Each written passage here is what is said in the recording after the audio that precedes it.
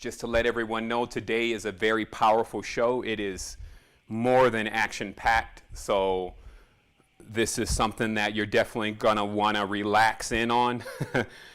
Get yourself together in your environment. Make sure that you're not able to be disturbed. There's going to be some disturbances probably around you in relation to maybe somebody trying to distract you from this. Just remember, you have the archives. And so let it breathe again as I check around and make sure that the streams are live, that everybody is tuning in, things are well. And as I said before, we're also on Instagram Live for the first time, just seeing what's up with the audience over there. We have 15,000 Instagram subscribers, so we're going to see what that 15,000 is about and how much the change occurs in the world right now today. So let me turn this thing on. What's up, family? It's great to see you. This is an amazing time, wholeness. I actually never thought today would come, to be honest. There are things that I'm aware of that, just like a teacher who is instructed to teach basic mathematics, that means you don't get into trigonometry, you don't get into calculus, because that is not what you were told to instruct. And for me on this path for the last decade, it's been extreme growth for my being in realizing not only the things that we face together, but also how we face them, how every single thing, like every single judgment that we have, every single reflection can be dissected and put into a great level of reason and awareness of who you truly are and where you're at that point. So, when we find ourselves judging and hating and all these different things, that's where we are at that point. So that's what we inherit. And thus, for thousands of years now, not even that time is real, but for thousands of years, we've been enduring this low vibratory primitive frequency by choice. And today, for the first time, because there has been a supreme mastery over all mysteries, we will be able to, for the first time, reveal something that has been hidden for sure, has been kept secret, and has been the linchpin to the downfall of the entire planet and possibly adjacent planets on into the cosmos. And that is the total awareness of who we are and what we're capable of doing. So for those who may be on this camera, which I'm looking at right now, if you notice me gazing off, this is because there's another camera, and that camera is capturing everything primarily that is going to YouTube and going to Facebook and going to all of our other channels. I also have a monitor here to where I'm able to see what's going on to determine if my stream has been cut or if I need to pause or whatever needs to be done. There will be no questions today. I will not be reading the thread at all, just to remain on track. And again, if you are on this stream towards the end of this presentation, broadcast, awakening, ascension point, pinnacle, peak, waypoint, during the transition process where I'm going to reveal also my brother Martin Kinney's work, you will not be able to see that video if you're on Instagram because it is not piped into our main system. So I'm advising you at least get it in queue, or at some point jump on to YouTube/Innerstanding, or my Facebook page for those that know me /Innerstand, I believe it is. Let's get this too confused. And you will see the rest of this presentation there. Now, today's presentation is not at all meant to be exhaustive about the topics presented. In fact, we have the entire next year coasting into our ascension and expansion point to give the fine morsels, but more people will be doing that than just me. What I'm revealing today is a key that unlocks all doors. All the mysteries that have been proclaimed and all the buffoonery that has been going on with the mysteries, if you are able to assess what I'm telling you today, it ends. It ends for you. And you will learn after this especially that being so concerned about what is going on in the other ripples and the wavelengths that are around you and ignoring what is going on with your own vehicle will be detrimental. And that awareness will allow you to be much more tuned in, much more sharpened up, and much more in tune about your experience. So I'm going to my main camera here. So the first thing I want to start this off with is how we always start this off, and that is first and foremost with an honoring to our ancestors, because again, personally, I didn't think that we were going to make it to this point. I didn't think I would ever be able to reveal to the world the knowledge of the Tetragrammaton, because it was too confusing, too powerful. There was too many works already about it, and many of those works misleading. There were entire organizations that said they represented it, but represented the external version, which has a tendency to even have the same symbol. Sometimes the only difference is a straight line and a curve. And I always felt that in my mission that those higher truths were reserved for either this point, which I was still questioning whether we would reach, or even points beyond, because you will learn about potent knowledge, especially if it's not bought in the right type of alchemical preparation. It could be disastrous for you. Not everybody else. Forget everybody else. You. If you bring knowledge or bring wisdom and something about it is false or something about it is misleading, all of that reflux current, which is the blowback of the electromagnetic fields and the actions that have taken place, because only the actions are the most important, especially on these planes.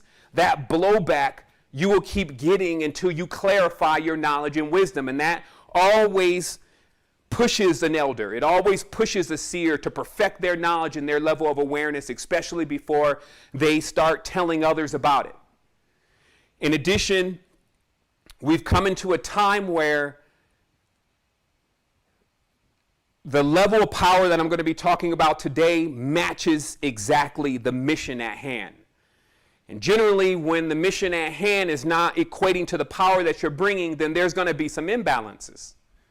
And so the reason why I'm disclosing this truth today is for everyone to tap into the awareness of the time that we were in and how it's so important to us. And while some may be in the low vibratory frequencies, which is the past, we are transferring a message from the future to the past to let you know time draws nigh. The party is already happening. The great expanse is opened up.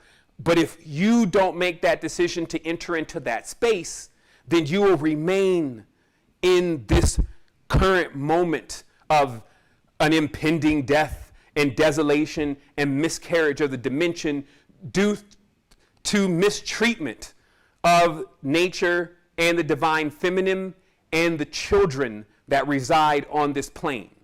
So let's go. Again, just bringing everything in center on our ancestors who are us.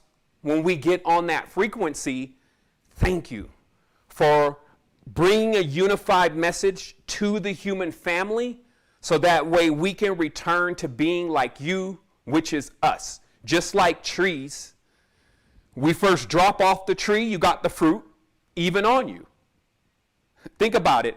How important is the fruit? The fruit is actually for really something else. It's the seed that people discard that becomes another tree. Think about that at all times when I'm bringing this to you today. Also, understand that there is absolutely nothing to fear. Many here have already discovered and been in touch with their dream body, or at least seeing themselves in the dream, flipping all around, doing all sorts of wild things that they've never even thought that they were capable of doing, speaking different languages, karate, flying, all these different things. So trust that that is you and more, no matter how much you want to separate yourself from that reality and truth of your power. But it is also that space in which you experienced that you're capable of doing that is more closer to the realms that I'm going to speak of today, the transitional realms, because everyone will transition. Also, giving condolences in great stages of thanks and honor to my cat, who decided to leave us this Saturday or Friday. And just the experience that I had with that cat and how it also taught me that, hey, while you're looking at the humans all the time and thinking they're going to be the ones to go next all the time, some of the animals are going too. Because when you see how they behave and how they act and how much love they share, if the whole goal is connection and unity, then they got it. So just wanted to clear that space and begin what I feel like is a great opening to the mysteries. So first thing is, time is frequency. There's no rush today. You can watch this for the rest of your existence if you wish.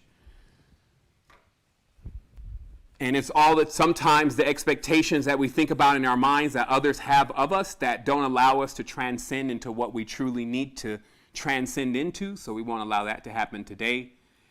And I'll take it at the pace of how knowledge should flow. Time is frequency. Okay?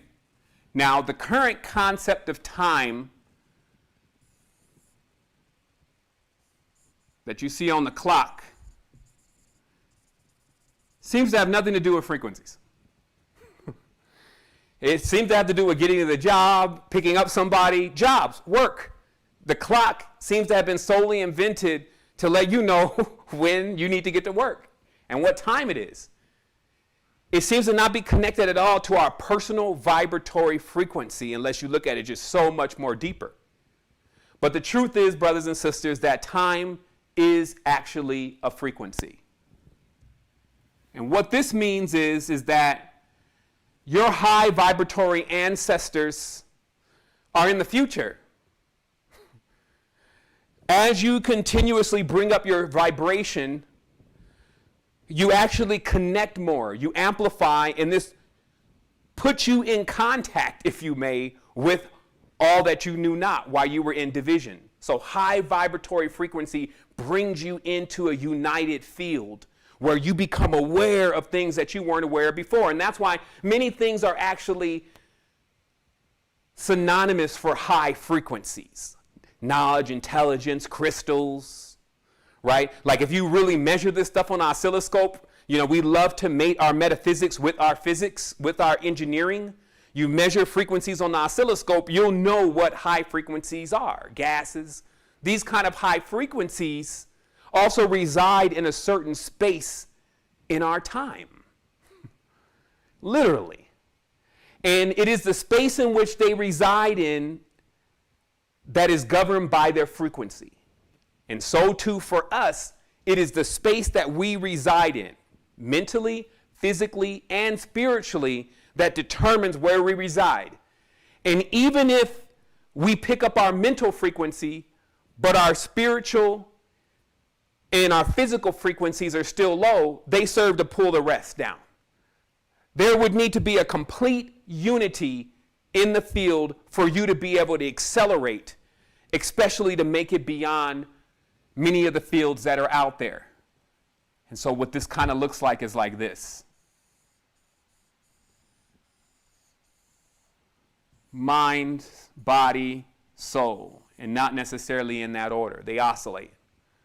And that if you can't get these two to agree, the wheel won't turn. You can have this one going in this direction, this one going in this direction, but because this one will be going in this direction, it will slow things down. And in fact, you can place damage on this one by struggling against it. So some have allowed their physical frequency center to overthrow their spiritual frequency centers and mental frequency centers. And they've stripped and ripped these other two forces and have a hard time re-engaging them, have a hard time getting balanced. Okay? Now they love to show you balance like this. They always show you that two sides, right? And when we visualize balance in our minds, we sometimes think of those two sides, and we often don't think about what is balancing it in between, right? Like just like those scales, right? Right? Like those scales, there is this. It's not just this and this. Okay? So having that third point of balance is central, literally, to your ability to jettison wherever you want, to actually use your vehicle, okay? Your chariot, as it's called. However, you could see what's going on here on the planet. Let's take, for instance, with the youth.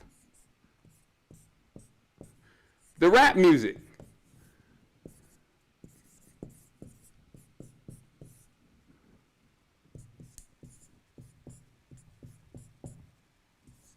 Right? So lean, all right? That's the, sag.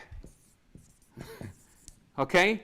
Like Ninher right? So the lean obviously is promethazine. It's an opiate, okay? So think of it as, in Inception, you saw Leonardo DiCaprio going into China and linking up with some people who could put you into deeper stages of sleep, okay? They had mastered potions and poisons, right? This is the reason why there's a connection with opium in China.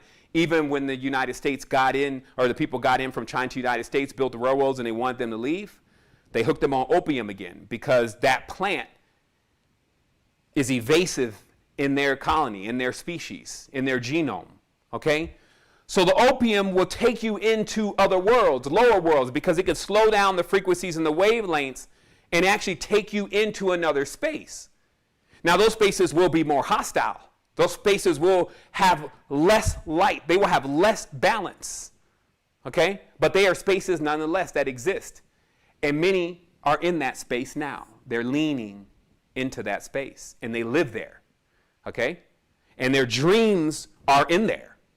And in the event that one of your children or me or anybody else goes into that frequency, we now become a part of that world, okay? The music, this is why I mentioned lo-fi. Like, we deal with frequencies all the time. It's about the oscillation. It's about just this, right?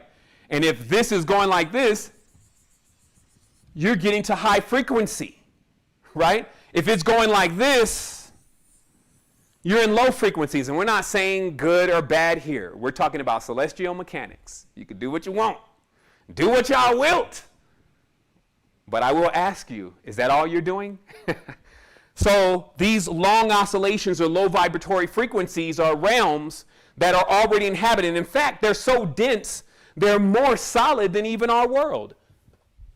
So this means that there's always an opportunity to go lower. There's always a scenario where you have that it's even easier to go lower. That to vibrate high, you really have to put some stuff in balance. You really have to make some intentions, because you're swimming through sludge or thick goo, thick water, when you enter into those worlds of the nether region. They are underwater. So there's another aspect of this. The food. Also, the racism. Right? These are the biggest plays. Because, see, the good and the bad, the night and the dark, the light and the darkness, okay, that's just electromagnetics. Those are just two poles that are used to create energy. So when energy still fuels the entire reality, like I say, all is energy, where energy is coming from may vary. Some people may choose to get their energy from different places. A lot of people like to get their energy from meat. So you can see how there's probably some other beings that like to get their energy from conflict, fighting.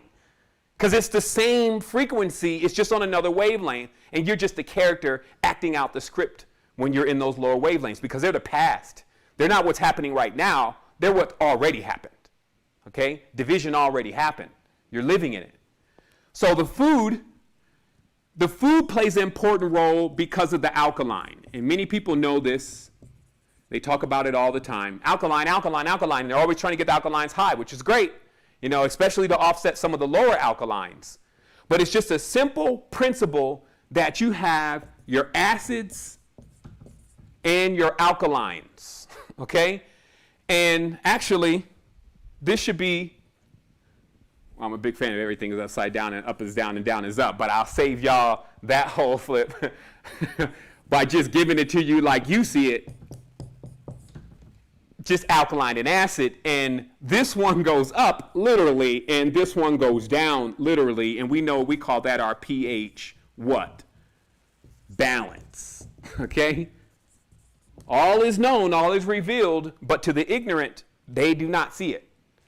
So that pH balance, not high pH, super high pH is disconnection also. And you got these people that are eating all these carrots and eating all this stuff, and then you're like, namaste, I just want to be around that. You're going down too. No, but serious. It's like balance, not wired up and geeked up and on a whole nother thing and unable to reconnect, and not all the way down there and totally disconnected, but balance, right? So when the pH balance, the acid, which is pretty much everything, your soy sauce, your sauces, all your sauces, because they love to throw the vinegar in there. Vinegar we use in the laboratory. It's like vinegar is one of the strongest acidic agents. Grease, right? All of these things, think about it. And you know, grease, oil, these are all fuels. Okay? Everything you're consuming is a fuel. Sometimes we have to step back for a moment to connect these things. These fuels that you're eating are in different qualities, though. You can't throw chicken grease in a Lamborghini. You know, there's some biodiesel cars you can throw it into, but I'm sure that check computer light will come on in the Lamborghini if you try to throw that in check dealership. This ain't it. This won't power it. So all of these greases and things that you're eating, like when you soak that grease out of a potato chip, you ever take a potato chip and go and just spit out all the grease in the potato chip? You know how many times, do you know how many things have been fried in that same grease as far as how many potatoes? Do you know potatoes, when you spray pesticide on the ground, are one of the main vegetables that soak in pesticides? So when you take that pesticide and you fry it, the transition that actually happens, what they call the trans fat, the transition that actually happens is pretty intense. And then the more potatoes you fry in that same grease, because remember, the only criteria is that it's golden brown. And it will remain golden brown as long as it's never up to a certain heat. So they fry more and more and more potatoes, and then here you come. Can't eat just one, and then down you go. Down you go, further and further and further and further as you're taking the encouragement, because remember, as you get lower, everybody on that path, when you ask for advice, they're going to only have more low vibratory advice. Man, you need to try this hot sauce with that. There's some vinegar now. Okay, yo, try this Pepsi shot. This is, you see, so down you go. So see, people need to wake up and be aware, and they will. And they will. But today, this conversation is actually not about people. People is a classification. This is about advanced beings and what they need to do now, because if I'm coming in here to explain to you the tetragrammaton, that means things have definitely got to the point where we are ready to come up out of this egg, that this thing is about to crack, because every single thing around this design explains the transition. So let's keep going. So now know also this racism. Okay, so we got these greases and oils. So just start thinking about that when you're eating things. Just say, well, what kind of fuel is in it? Where's the power? Because we can really run a biodiesel car off of what comes out of a KFC, people. This is not a metaphor. I'm telling you, and for those that don't know, biodiesel cars run off of chicken grease for real. And all of greases are fuels. And your body is taking that grease in as a kind of fuel, but it's a low-grade fuel for you. And I'm not just talking about chicken grease. I'm talking about like a lot of the oils, the mixed vegetable oils, all those different oils, okay? And these serve to push you more into the past, so much of where your sleep, this is how sleep happens. Keep seeing World Star throw up Chinese videos about them eating dogs and stuff, right? Wondering why is it so instrumental for this network, who is not owned by Q and is definitely owned by the Jewish mafias, the ones who run the media systems for sure. They would have seized that even if they had to do so in court. Want to push this message about racism. So again, so we can preface the call for today. I think that's how you spell that. Let me try to spell a little nicer, not like the doctor. Okay? Racial and ratio. Okay? Why? Why do these words connect? Because the ratios or the geometries control the division points.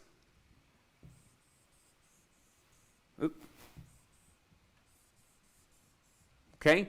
These division points and segments are controlled by the ratios. So what is it really? It's just division, right? Literally division, like math. However, that plays out in the drama of the human beings like, well, I'm number 4, and so 5 definitely, I came before 5. 5 doesn't even know what he's talking about. And then 2 walks in, it's like, what's going on? 2 is always dualistic. Y'all need to get away from me.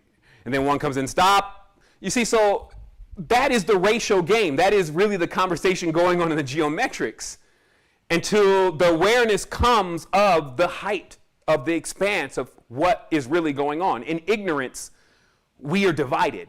And it's so ignorant because we're not really divided, but we've furthered this process. Okay? And when I say we've, I'm talking about our ancestors, the DNA. I'm talking about the whole process that has put us here now, which you will find out about here in a moment. So when we're encouraged to keep the racism going in the division, where are we going? Where would you be going? Would you be going, let's say, for instance, this direction, and this is very difficult because now you're on a 2-dimensional plane now, and you're trying to draw out something that is actually hyperdimensional. Watch out. You need to leave a heavy disclaimer. Let's say this is the future, and let's say this is the past. And I'm going to tell you right now why there's 2 different versions of the future and the past based on idealisms. Okay? So this second version, we probably won't even draw it different. Let's just draw it this way. All right? So here's why there's 2 different versions of the future and the past. Okay? So for some people, they think, well, in the future, things are going to get like more technological. And like pretty soon it'll be like Blade Runner. Yeah, I guess it's going to be like Blade Runner. And then, you know, we're going to be flying in the sky. There's going to be no sun in the sky. Somehow the sun is gone. And most of those movies, it's always dark. The sun's gone. Like even the movie The Matrix, the sun's gone. And all this technology is now taken over, right? And they're calling that the future because that's the future that they want you to believe. And we won't start the they, but the projection wants you to buy into, send energy into, buy into literally. Buy that future real estate. Start projecting that kind of future. Okay? So it wants you to buy into the future that is going to be, let's say, this technological future, but that is everybody wearing implants all in their face and, you know, all sorts of stuff going on. You know, it's like a hyper strip club where women have 3 breasts and 3 different booties. You know, like this is their pictures of the future, right, in Hollywood, okay? So that future is not your future. So that's why there's 2 different futures. Because in the balanced consciousness, their future actually equals unity. See, because in all those movies, now everybody's really trying to distinguish, and this is why they always send that same message. They're really trying to distinguish their uniqueness. Weird teeth, you know, cut open tongues, and all these different things to try to say that I got my own unique character here, holding on to their little unique characters, right? Their little scripts in a gigantic film. So what happens here is that for the advanced, the future is actually unity. And the past is actually division. Because those who are really going to the future will be connecting with their ancestors. They will be connecting with what they forgot about. They will be connecting with what they lost. Everything they lost that was the truth, they will find. As you go more into unity, nothing will be able to escape your grasp as you expand into a macro. Okay? Unless you're contracting,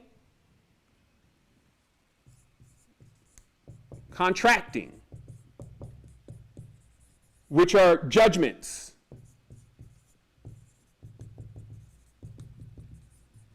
Agreements. That's why all these contracts They take place in a very occult way, and we've talked about that before. So there's a lot of contracting, the judgments and the agreements, and that splits and divides. This is what's mine, this is what's yours, she's mine. You know, all of that contracting that goes on is division, right? So you could tell that's not going to make it. With everybody saying this is mine and nobody wanting to help the people who don't have any, even though there's abundance of it and they're throwing it away, you know, that's not the future.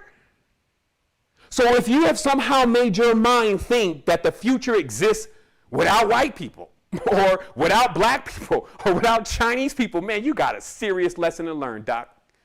Because in the future, there's no more skin suits. There's no more racials which create colors, okay?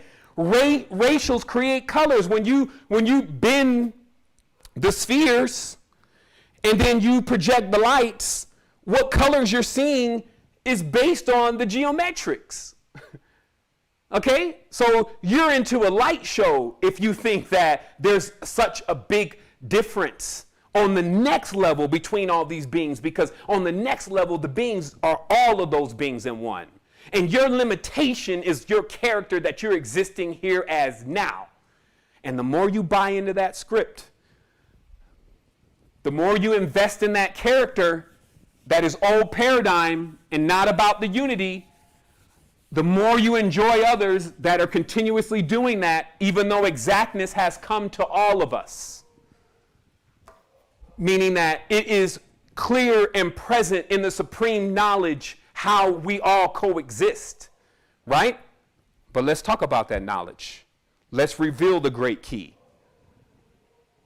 The double cone. Now,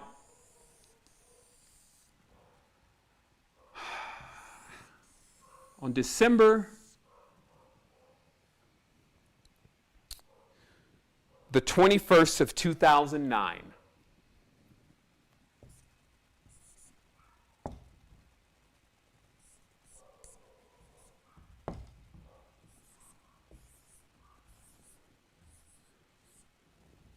I destroyed my old self,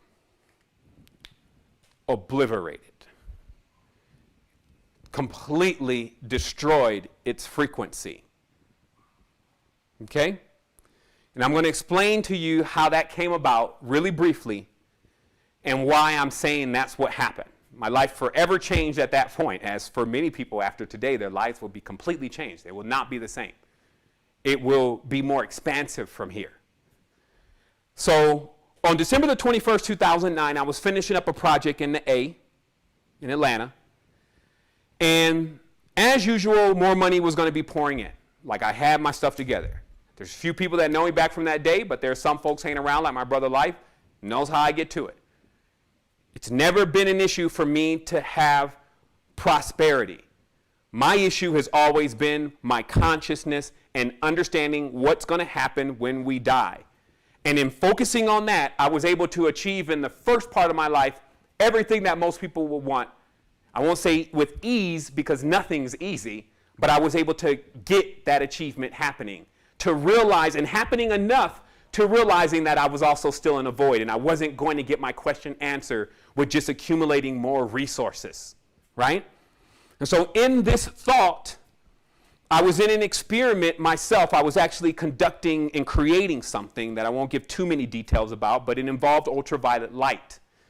And in that process of me continuously checking whether this experiment was going properly, I seemed to have overexposed myself to UV light without knowing. So in completion of the project, which actually ran over about 3 weeks, I was working in an attached office that was attached to my condo, and I sat on the corner of the bed and I looked up at the corner of the wall.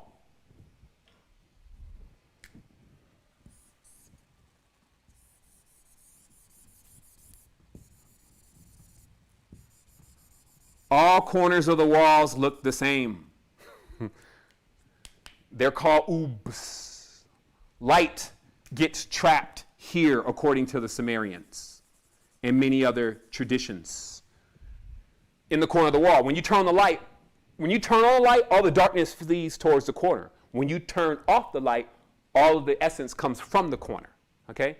So I'm staring up at the corner, like, because I'm a little exhausted. I've been working all night. And I'm like, hey, man, this is finished. I'm about to go collect my check. It's going to be on. And all of a sudden, I went through 5 minutes of deja vu. 5 minutes.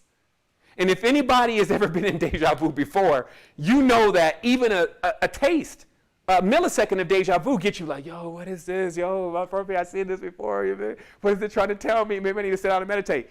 5 minutes of the whole thing. Rotations of energy. Basically me being brought to the awareness that I was in a circle. And not only was I in a circle, but I had a pattern that was letting me go to the height of things and then crash. Go to the height and then crash, which was so damaging to my being. It had happened already 2 times. Okay? And this intercession from higher self, which is me, this intercession was taking place because I was on the cusp of crashing again and didn't even know it. And what it disclosed in that 5 minutes, in that rest of the 2 weeks after, was every single key to not only how this reality works, but multiple realities. It was so much information, it just produced the code to the matrix, and it gave me what I felt like was 60 million years worth of knowledge to decrypt. And I spent the last decade decrypting that knowledge, compartment by compartment by compartment. Because even trying to take it all on at once, which I've done at different times with different kind of substances, it still would not let me get my arms around it. I felt like I'm just not getting my arms around it completely on what it is, so I'm not sure. Today I'm sure. It was very elusive because of time and when it was time to bring this message. So this double cone, okay, because no, this is just one, right? This would basically signify light and darkness, okay? Life and death. And let's look at that for a second.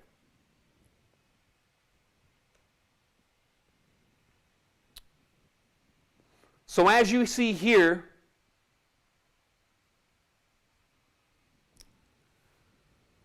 you have a double cone. Now, when I researched the ineffable name, the Tetragrammaton, which I've probably done more research than most people in the world, probably except for the Kabbalists that are completely aware of it, just scrounging for little bits and pieces of what the ineffable word really consisted of. This is before the event. I kept coming into many things. It's great and terrible. It's the end. It should never be uttered. It's ineffable. It can't be pronounced. It's God himself. So there's so much around it. Even the movie Pi centers around the Tetragrammaton in Phi, in the mathematic equations. And how even people playing around with it have really gone crazy. They call it Jerusalem syndrome. And that has made so many people fear it. Because rightfully, if you somehow start tampering with it, because it doesn't come back void, you reap what you sow with it. And that is our lives. You know, I'm coming to actually explain to you that you are actually the Tetragrammaton. You're a double cone. So it doesn't matter if a person knew the word itself, the Yod He Vav He. If you knew that, it doesn't make a difference. If you're not Tetragrammaton within, meaning if you're not completely harmonized and balanced, it'll just wreck your world at worst. At best, nothing happens. And so there's a lot of people who got at worst. A lot of people tampering with it, trying to harness its powers internally. They just settled for its external replicas, which is also known as the Merkabas, right? The external versions of the Tetragrammaton. But as it truly is, it is the double cone that brings in and takes out life. The word was associated with a battle cry from Orion. Double pyramids, Murugan, then later on Solomon or Amsalon, and then later on David, and then corrupted on from there. After Davud, which again is the Rastafari, when the original Rastafari were carrying the symbol as the Nagus, who were coming out of ancient Lanka. Okay? So this symbol is the symbol, though, of what? You know, because we love the mythology. Like the mythology is wild. It's like a wild around this symbol. But somebody is actually governing this symbol more than anybody on earth. But they use a straight line. That's why I draw the curve. So you've seen this before. You get the difference? Only the brotherhood and the sisterhoods know the difference between a curve and a straight line these days, but it's a hell of a difference. Because when this thing starts unlocking, these are circles. When this thing starts unlocking, it's a bit different. They're straight lines. And to work on these kind of physical planes with those kind of angles, it's like you're using something too sharp. You're in a curved realm. It's like you're using the wrong tools. And that's why the world is the way that it is, and it's imbalanced, because many have only been able to grasp this through the logic, which is their universities, through the logic of the geometry, like Pythagoras taught them, like just through the logic alone of the tones and the frequencies to create their cell phones, to create their electronic devices, but not to bring us into the harmonics of the magical flute, to understand exactly how we tone properly to awaken the temple within ourselves. You know, like none of that. Just all the external logical side of its use, which is abrasive. And thus, it's reaped thorns and thistles for us. This knowledge has fallen into the hands of the darkness. But now, its truth comes to light. So, as we see here on this image, oh wow, I was drawing on the board and maybe that was a little too small, but I'll keep going. This is a direct explanation of what we're talking about. Now, you'll go find this anywhere. This is another thing. If there's anybody back there, how do you know? That means you're not learned. You're not learned. Not us. We're in the know. This is everywhere. And I'm going to break all this down. The next year, complete destruction to the falsehood. Done. Goose. Pack up. Dip. Get in the ship.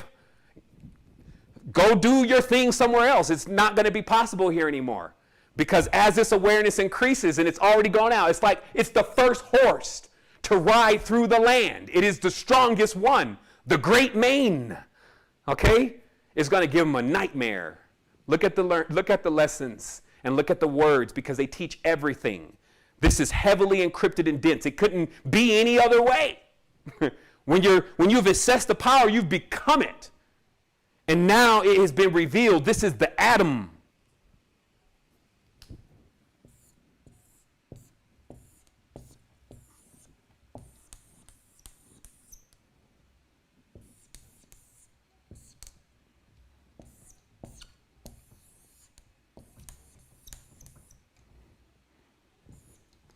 We should write this one really small, because this is a corruption. Adam, who is supposed to be a man, an actual male human being. So let me show you something for all those who think they're learned about what Adam is. See, now, external Adam is Kahin. Okay? That's why I told you this is where they get the word Cain. I'm going to switch the screens in a minute. Cain, Kahin, king, queen, Kohin, or Cohen, okay? Priest king, right? So the externalized version of this power is called the Kahin. That's why all the king queen, rebus, actual androgyny. They're still androgynous hermaphrodites today, so this is not something that you can, well, maybe, no, Google, okay? There's hermaphrodites. Just as in the beginning, there were more hermaphrodites. Later, there's less and less and less of the self-production because of division. A hermaphrodite is symbolic to an external being that can self-create on its own, and that was known as the first king, okay? Because the real parent of humanity. Okay, it contained a womb and the phallus together, not separate. A sun moon. Okay? So in that tense, the external one, because everything has a counterbalance or a shadow. Okay, the external one is Kahin. It's the as below. It's the one that's acting out as the ruler on the physical planes, because on the higher planes, this is the real control point. This is the centerpiece, which is you. But on the low end, they will tell you it's not you. You're everything but the king and queen of England and all of this. You're everything. Those are the Illuminati. Those are only the 1%. You're not a part of them. That's what happens when it's juxtaposed. The full position is juxtaposed, as they say themselves. So the Kahin, listen to this, what it says. The Kahin, being YHWH, which is YHVH, do not get confused, who is YHWH itself incarnate, but in a state of insomnia. So they're telling you, or amnesia, they're telling you right here. Okay, this was taken out of one of those old books on Gutenberg that was about to be burned. That, Sevan's been up late at night 5 years ago, Googling all sorts of wild keywords and coming across so many things and OCRing it and listening to it at the gym while I'm working out, getting this knowledge, working on bringing this to humanity in some kind of way, and also taking myself to another stage as proof, which must accompany each other. It's a hell of a path. Life has showed me so much in this last decade. But think about it. Are we in a state of amnesia? If I'm sitting here teaching you about yourself, there can be nothing greater than amnesia that can be used as a word. Think about it. How can someone teach you about yourself? But yet we are in a situation where we have to, because we forgot about ourselves. Start thinking about everybody else, though. We worry so much about everybody else.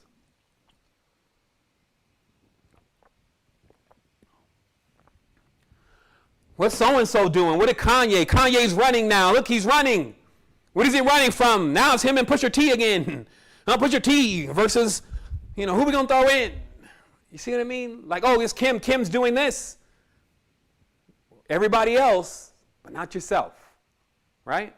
So watch the play. Even them, though, remember, all will come forth. All will come forth now. There is no more division and separation. It does not exist. It was an illusion.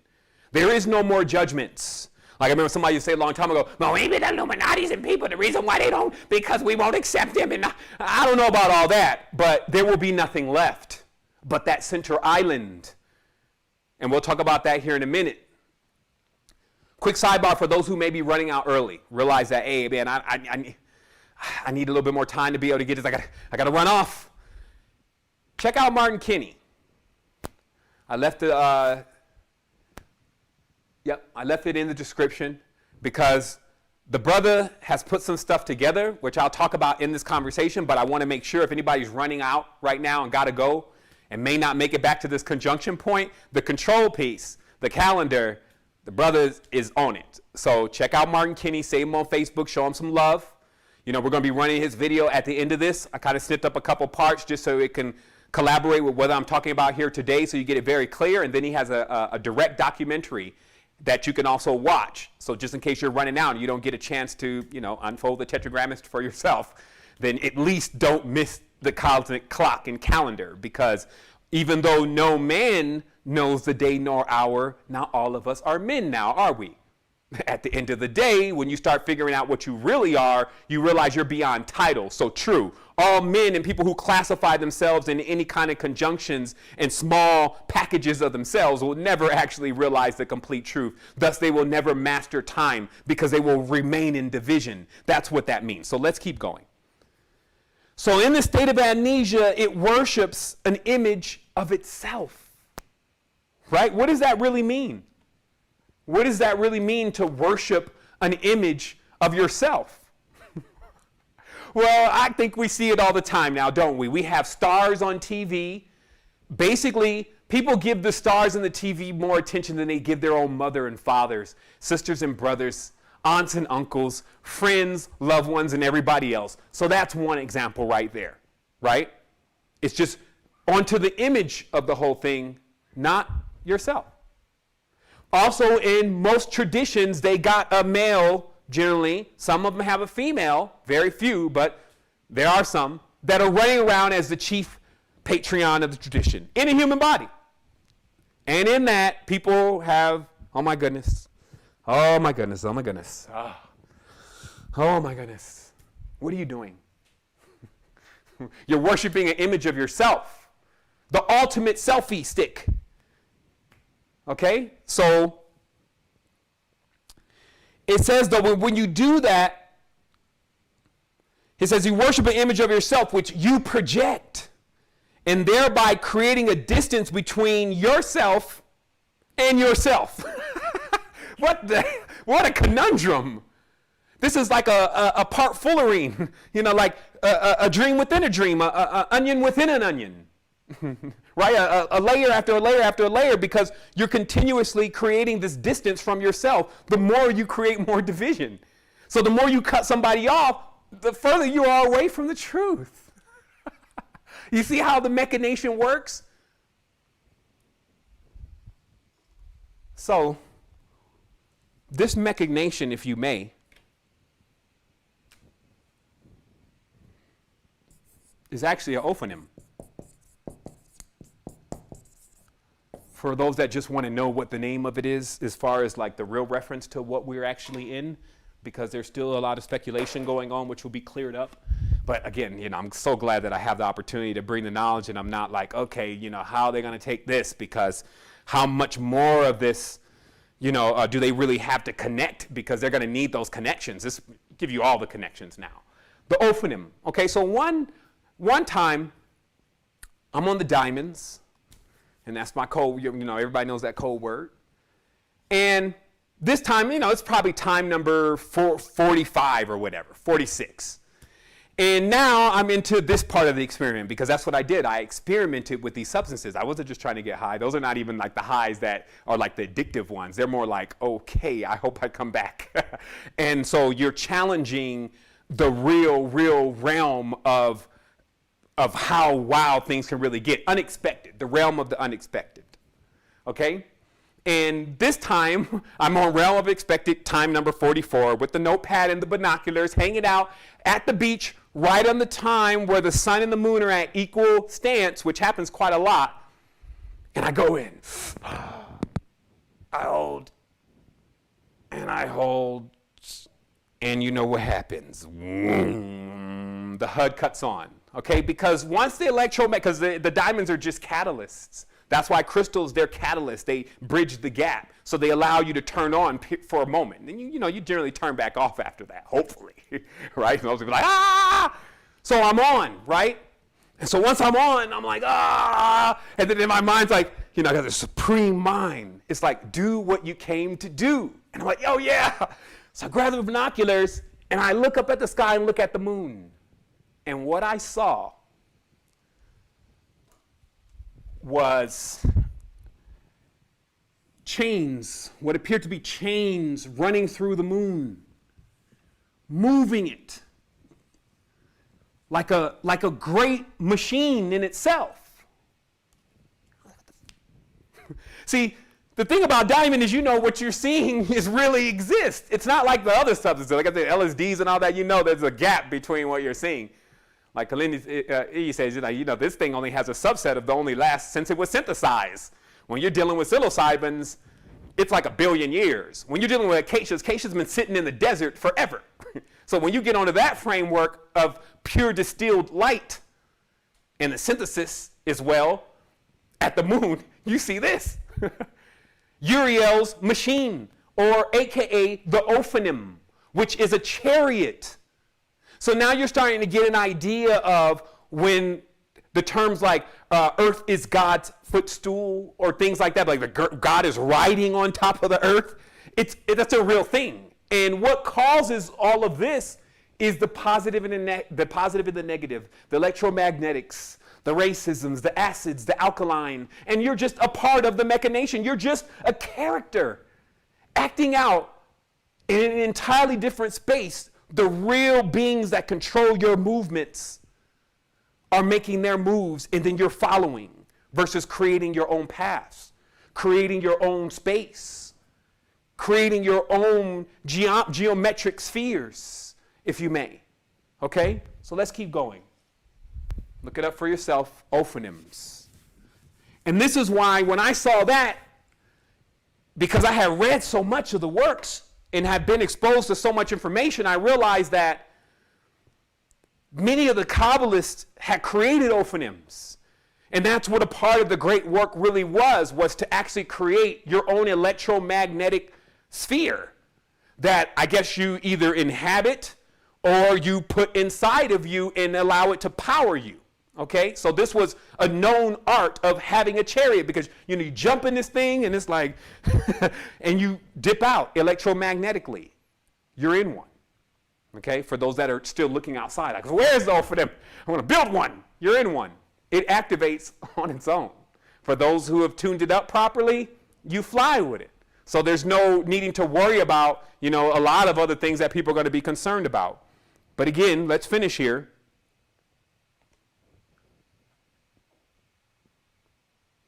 Since this form of worship reflects a lack of self-knowledge, it is rejected. You go nowhere. The whole division, external, lower, state of amnesia, worshiping self, don't get in. Don't let him up. Not ready. So, meaning that what happens on the higher planes, as you'll see, just explained so eloquently by myself and Brother Kenny, on the higher levels, here you come, big titan. And you're standing on this little bitty wafer because nothing up there weighs anything. Just like in real physics, at the top of this whole vault that we're in, the air that's up there, if you may, the particles are so small because every single thing else that's dense is below it. And that's how the reality is anyway. It's layered by gases. It's layered by elements, right? So at that top, right? That stuff is minuscule and small, so it can all remain connected and firing in between itself. And then here you come. I guess you're not even Jack. You're like who Jack was coming to visit up the beanstalk, right? Like you're the old giant. And you're trying to get on this little wafer with all of that weight, all of that baggage. That it's not going to happen. So this is what occurs truly in this reality. If you can't vibrate high, you cannot get into the center column and into the center of yourself. Because the wave oscillations, just like you see with the Kadusha staff, the wave oscillations of the two serpents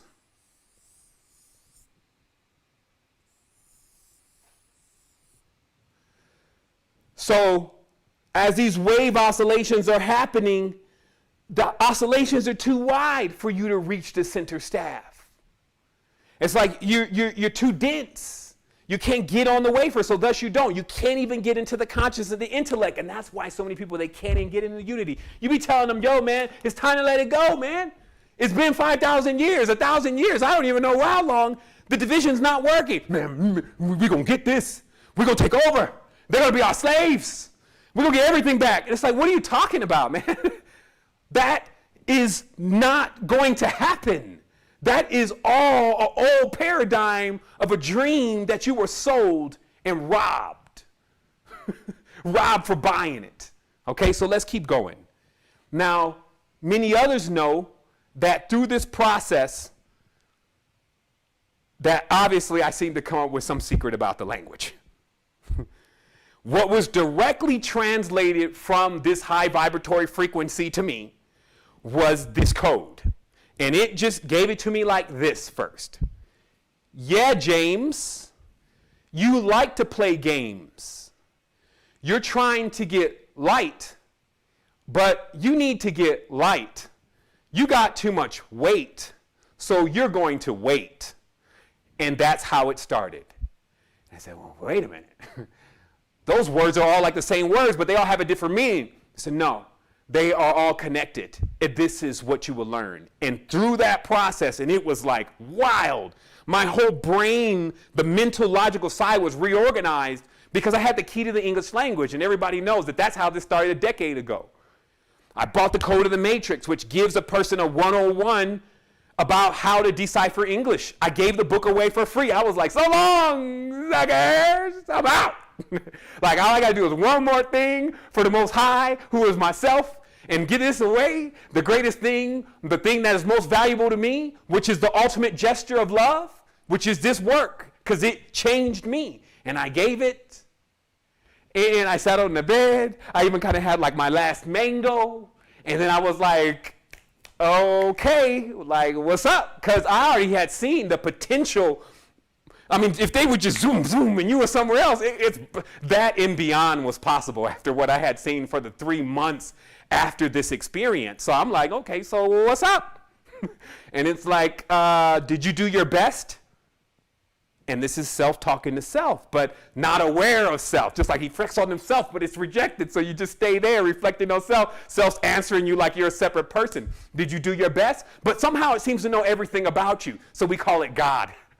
Right? Did you do your best? And I'm like, man, you got me. You got me because I see my best. Oh man, I've done some hell of a things when I knew there was no other option but to deliver. And I can't say I just did that with the book. True enough, I just pulled this off in a month. But I could do a lot more because I know a lot about technologies, and I know a lot about how things really work with people's mind, and a lot about businesses, and a lot about all that. And if I fired all of that into this too, I'm sure to become something different. But surely you're not asking for that, are you? Oh no, we're not asking for that. Just create a simple website, make sure people get the book, and then you'll go.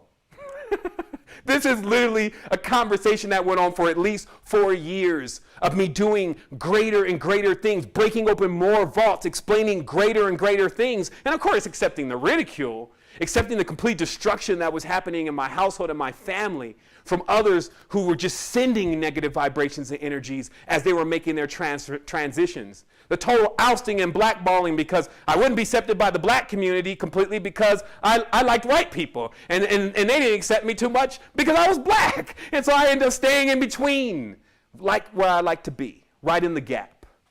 Perfect. And thus, for 10 years, we broadcasted a message that changed people's lives, virtually undisturbed from the outer forces and influence of somebody trying to make you blow up before it's time. Think about that. You know, everybody's looking for the fame, but what happens when you get it and you're not even ready with your own message? I saw brothers attract 2 or 3 or 4 or 5 million views on a video and had nothing to land people into but a couple hats and t-shirts. Not a real mission, not a real cause, and yet they persist. So why it came with the knowledge about the language is because of the mystery of the number 26, which is what you see here. 26. You have 26 characters in your English language. As I've told you, 26 plus 26. Let me make sure I get it right so y'all don't blast my feed crazy. It's 52 weeks in a year. 26 gives us the number of so many different things. So let's just read about it. This is an excerpt from Letters and Numbers written by Gematria Code, which is Gematria Effect. It's a YouTube channel. Brother goes in. I can't say that I could just endure all those numbers that long. Man, that's a hell of a brother that he's just numbers all day, and he's exposed to a certain vibration, so we send love to him. But in the beginning of his book, it was like his magnum opus anyway, right there, because he just consolidated it for his readers. And for many of us that are already aware of this, you know, it was a great reflection once again in awareness. And I'll read it to you. And it says, "The wisdom and insight is coming, truth seeker," and this is his own words. "In the chapters ahead, we will examine the overlaps between Hebrew, Greek, and English. And next chapter, you will learn how to calculate each of the bolded words that follow, which is English. All add up to 26.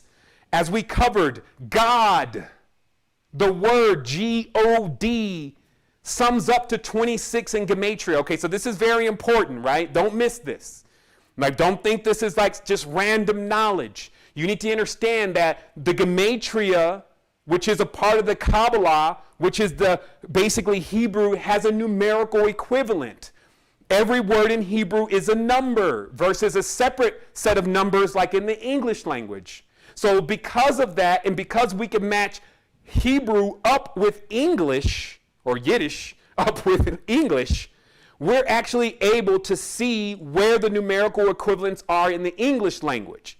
And so the English word God is number 26 also. So you need to understand this connection because it means everything. Now remember, we know that the number 26 also is the Tetragrammaton. We just showed you that. Okay? So now what we're talking about is the Cabal. And for those who don't know what Cabal really means,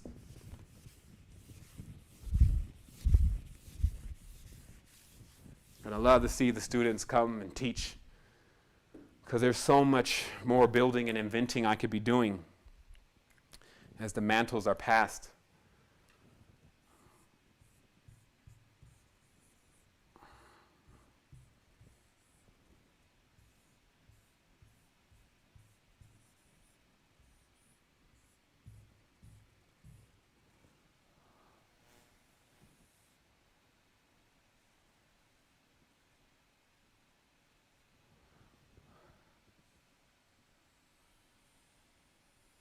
Old Ouroboros.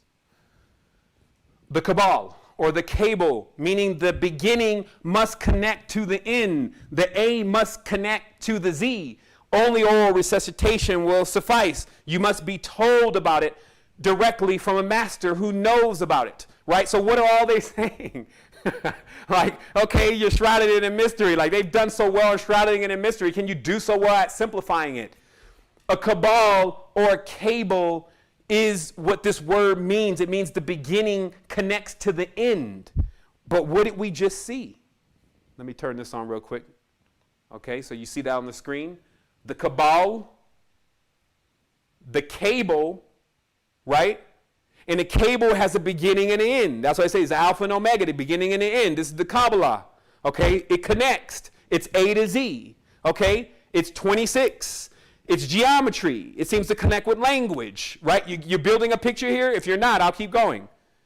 So this image, like I said, again, is showing you this is what all this means, because it's showing you the future light cone and the past light cone, the beginning and the end, and extend it a little further than that. You know, you also are connected to this directly. It shows you that you are the language. This is why when they draw the Tetragrammaton, and even Allah for that matter, they always show you it as a human body. But some people think that may be just like, you know, maybe they were doodling a little bit and wanted to make a body out of it. No, it is the human body. Okay? No, and then the thing is that now when you understand how complex humans are and how wild this has really got, now you could see where all of the lore comes from. Oh, it's terrible. Oh my goodness, because you're only describing human beings then, but it makes more sense when you do that, and it doesn't create an external force that becomes our terrorizer and our judge, what keeps us divided. You see, when it becomes external, it becomes our judge to us, and that's what people feel like God is. It's like, God's judging me, so now you're judging yourself.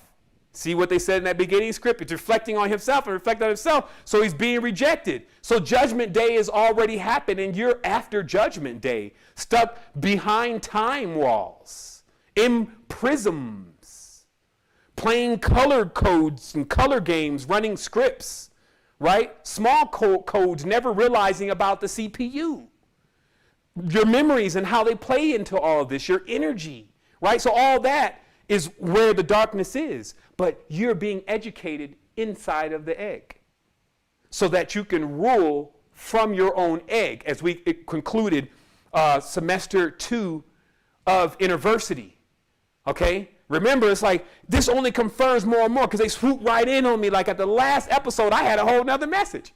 I was just like, whew, I'm so glad because I had to do all of that, big pictures, and you know, there's a lot of aesthetics here if you didn't notice. So I've been doing all that. I'm like, okay, we're done. Whew, we're going to celebrate. This is the last one. And then they're like, actually, this is going to take another direction because it's now time to reveal the full atomic structure and what it looks like. Google these pictures. What does an atom look like under an electron microscope, which is one of the only tools to see it? It looks like a Star of David. Yeah, but we know that's not the Star of David, that's David. And then it goes on and on and on. That's a double cone. So now you start realizing, oh, that's Adam, that's the beginning, that's the end. So now you can start realizing what happens when you split atoms. Okay? So I'm giving you all the knowledge piece by piece. But remember right here, it also says that YHVH is coded 18 times in the Star of David, which is not the Star of David.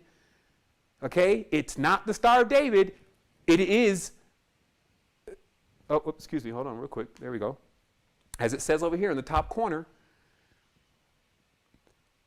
6 lines and 6 V-shaped figures, YHVH, encoded 18 times in the Star of David. So this means that this is the actual pattern within the human body and how many times that pattern, atomic pattern, replicates before it starts, going into its lower versions infinitely and going into its higher versions infinitely. So this knowledge will bring an awareness of even how to create generators that never fail. You see what I mean? Like, any alchemist was only trying to build something perfect because, like God, they will become perfect. And what they mean by that is that because of the number 26 being God, that you will become perfect if you learn the proper weights and measures. But the learning ground was here in the gap, in the extremes, where there's extreme negative and extreme positive, so you have all components to play with. Have you ever seen when you get in to work on something and you don't have the right tools? Here, they give you all the tools, all the personalities, all the codes, chairs, geometry, square, shape, all the primitives. So you were all given it all, so you're really given a gift. So if you squander that gift, you can imagine what's going to happen when the CPU comes and processes all of the memories, because that's what we're about to deal with next year. So let's keep going. If it's heavy, I'll make it lighter. So obviously, what I had done in the room that day, and we'll get back to this in a moment, was an evocation to self. I called myself to come and intervene for self because self was just being stupid. And translinear and multidimensional and quantum self moved in with the kind of equipment that was necessary to wake up this kind of hard head, rock head. You mean like I knew everything already. So at that point about the physical world, it was very difficult to come at me with some kind of new idea or something that I didn't know about. And also I had a spiritual past, so I had a lot of information about spiritual. So spiritually and mentally, I was very equipped. Physically even strong, but just nowhere near in the proper shape. Literally. Need to shape it up a little bit. So once I went into the high vibration and the evocation of self. Now how it came to me was, as I was sitting on the bed and the deja vu started happening, once it stopped, it seemed logical because of what I had just experienced. I was like, I said to myself years ago, when I was sitting in prison for that year and a half, learning all that knowledge, reading all those encyclopedias, and getting myself together, using that time as a college period, like what time you would spend in college, I said to myself then, after I had found the word, I said, man, now I'm just going to put it away. See, when I was studying there, I kept reading in the Apocryphas or, in Sibylline oracles or somewhere in each works, they're always like, and he was given the name. And then they'll say another one, and the name was terrible, and then the name was lost, and none had the name. And I'm like, damn, this is like a suspense thriller. Like, what's the name? And I'm just looking all over the place and couldn't find the name until I kept going back further and further and further and further and further and further. And then one day I got to a book, and it had the name. And by then I had read so much crazy stuff about the name, and the last thing I was going to do was call the name. I just put the name somewhere where I always would have it, and I marked it down as an achievement. You found the great ineffable word, but because it's ineffable, then you probably shouldn't say it because of all this stuff that is a huge list, laundry list of things that's going to happen to you. I was like, okay, I'm definitely cool on that. And I even went back to sleep. Like years later, like a few years later, 1 year later, I'd gone back into the world, as they say. But then this point woke me up. And when that happened, it was so crazy, I felt like I needed to defend myself. Basically, like this is too much for me. I need to call the word. And it seemed like a logical thing for me. That's how it all happened. It wasn't that I knew anything about what it was going to do, had any idea of mantras, vibrations, tones, frequencies. I didn't have any idea of that kind of stuff. I just knew innately, I'm going to call the word, because this is like, I need to talk to God, because whatever is going on right now, God's going to know. And if this is God, and if God is terrible and he's a destructor and all this kind of stuff, then so be it. That's what I need right now, because I am not, after getting this revelations, going to be going into the lower experience. God's going to know about this. So I uttered the word 3 times. That's why I was saying, if you're not it, nothing happens, because I'm sure many people, there's people in Jerusalem, they have to say this word quite a few times during the day. Sometimes, most of the time they're told never to say it, but people say it. Nothing happens generally. So it's not just anyone, it's when you're ready. And it's not just the word, it's you. You are the word. See, how they had to play me, that's why how I had to play myself. Okay, watch this. See, if you're told every single thing about what you're going to do, let's say 10 years ago I was told every single thing about what I was going to do, the whole thing, would I really do it? All of this work and oh my goodness, no way. So how much do you think your higher self, your parents, your ancestors are really keeping from you until you show yourself ready to actually be approved for that? You see, quite a bit probably, right? So that's what happened to me. And in that experience, I got to a point of realizing that, and let me just collect myself here. So going through this experience, I got to a stage where, so that's what I meant to say. I just want to make sure I skipped nothing here. So when I said the word 3 times, right?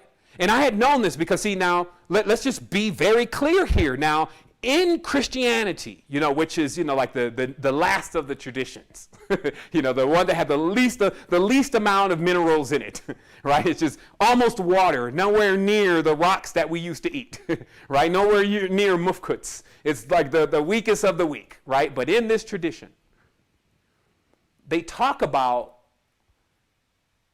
these. Okay, so this is what I want to say. I'm just trying to collect my thoughts here. Okay, so they don't talk about really directly in the Bible anything about evocations. Okay, this is what I'm trying to get to here. But in the Hindu traditions, evocations happen all the time. They're called mantra. Okay, so there's virtually no awareness of what mantra is in Christianity. Okay, however, mantra exists in Christianity, and the general mantra that most people use in Christianity is hallelujah. Okay? Hallelujah. That is a mantra, right? And it's a mantra because if you go to the holiness or the Pentecost or basically the all-out crunk denomination, they can get the spirit moving with this word. And also they have a process called tearing for the Holy Ghost, that if you say this word over and over and over and over and over and over and over and over and over and over and over again, maybe for 3 hours, something happens. And it really does happen. As a little kid, I was always trying to think, are they faking? Or is this real? And it was always a mixture of both. It was always a mixture of both. Some folks you could clearly tell that they wasn't faking. Sister Betty was not faking when her shirt come up. She was just too holy for that. And then others you could tell, okay, that's Chandala. Chandala, is that you? Because that's what everybody is saying, Chandala. But Obobo Itobo, now he's on it. So this is what I was as a little kid, okay? So because of that, I already knew the formula, if you may, from how I could process it, that if you say words over and over again, that something happens. So this is kind of where the suggestion came from. It was like, oh, Eureka! Maybe that ineffable tetragrammaton thing you found, you just say it over and over again like the hallelujah thing, and the same thing will happen, because I went through the process of tearing for the Holy Ghost, and I did receive Shekinah, and it still talks at 3 a.m. about all types of wisdom. Like it's just a wisdom thing. It's like Siri, but from like 4,000 years ago. And anything you are focusing on that has to do with balance and spirituality, nature, etc., it just comes in and it will tell you about all of that. So I inherited that. So I was thinking that this was going to be like a similar bolt-on, okay? No. It would almost be like, maybe hallelujah is like the female one, like what Solomon describes her as, like a beautiful bride, gentle dove descending, probably that kind of character. The Tetragrammaton is more like the burning bush. It's more like what happens in the holiest of holies. Now, this is us, but it's like a flaming fire. So, but of course, I wasn't like prepared for that at all, because this is Kundalini. Okay, remember all these symbols, they're all the same. They're Sri-yantric fields without the straight lines. This is Kundalini ready to have its way with me, and I'm just like a deer in the headlights. Hey, so it went. Once I said it 3 times, I felt my body vibrating, because I knew from the tearing process years ago that if you did it on your knees, there's water in your knees, and it seemed to cause a vibration easier. So I was like, okay, let me try that. I said the word 3 times, and the stuff started vibrating. I was like, shit, this works. Let me clean everything up, because I already knew, since I was a kid, nothing filth, get everything clean, take your shoes off.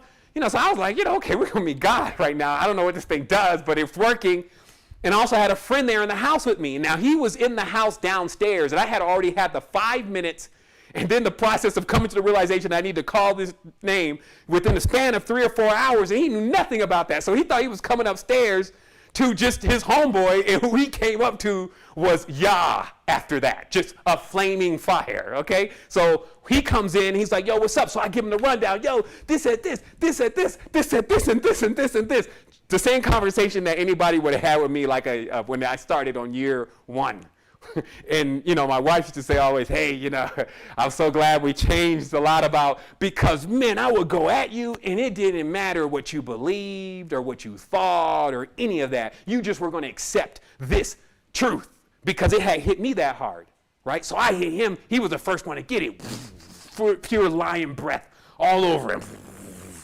And so because he was like a really close friend, he was like, cool, man, whatever.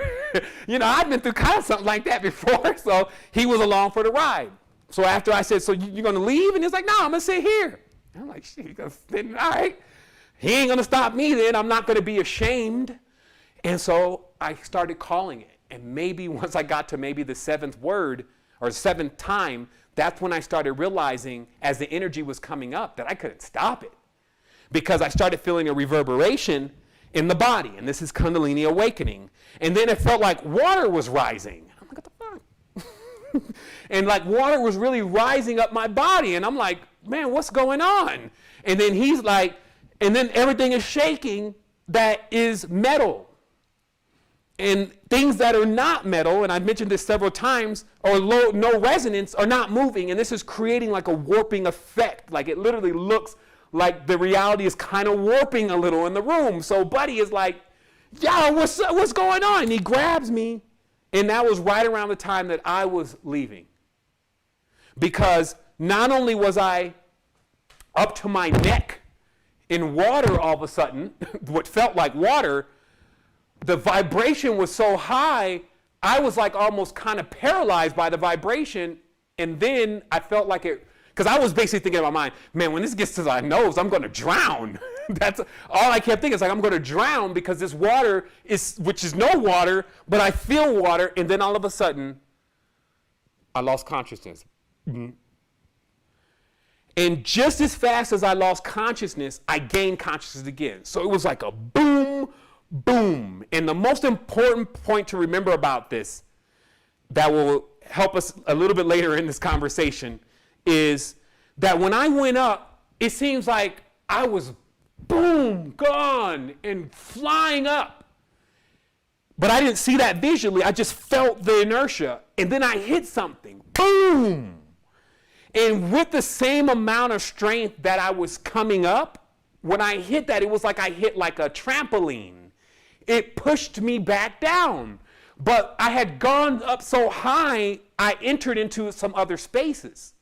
So when I came down, boom, I could feel it in my hands. That's the only thing that was like the indicator that I had definitely gone somewhere, was like all of the knowledge or the essence of these places was actually in my hands. And I was going like this, like, even though I wasn't seeing anything. Now, once I'm coming to, like basically trying to figure out, this is a hell of a ride. I did not expect this. I expected gentle, peaceful dove.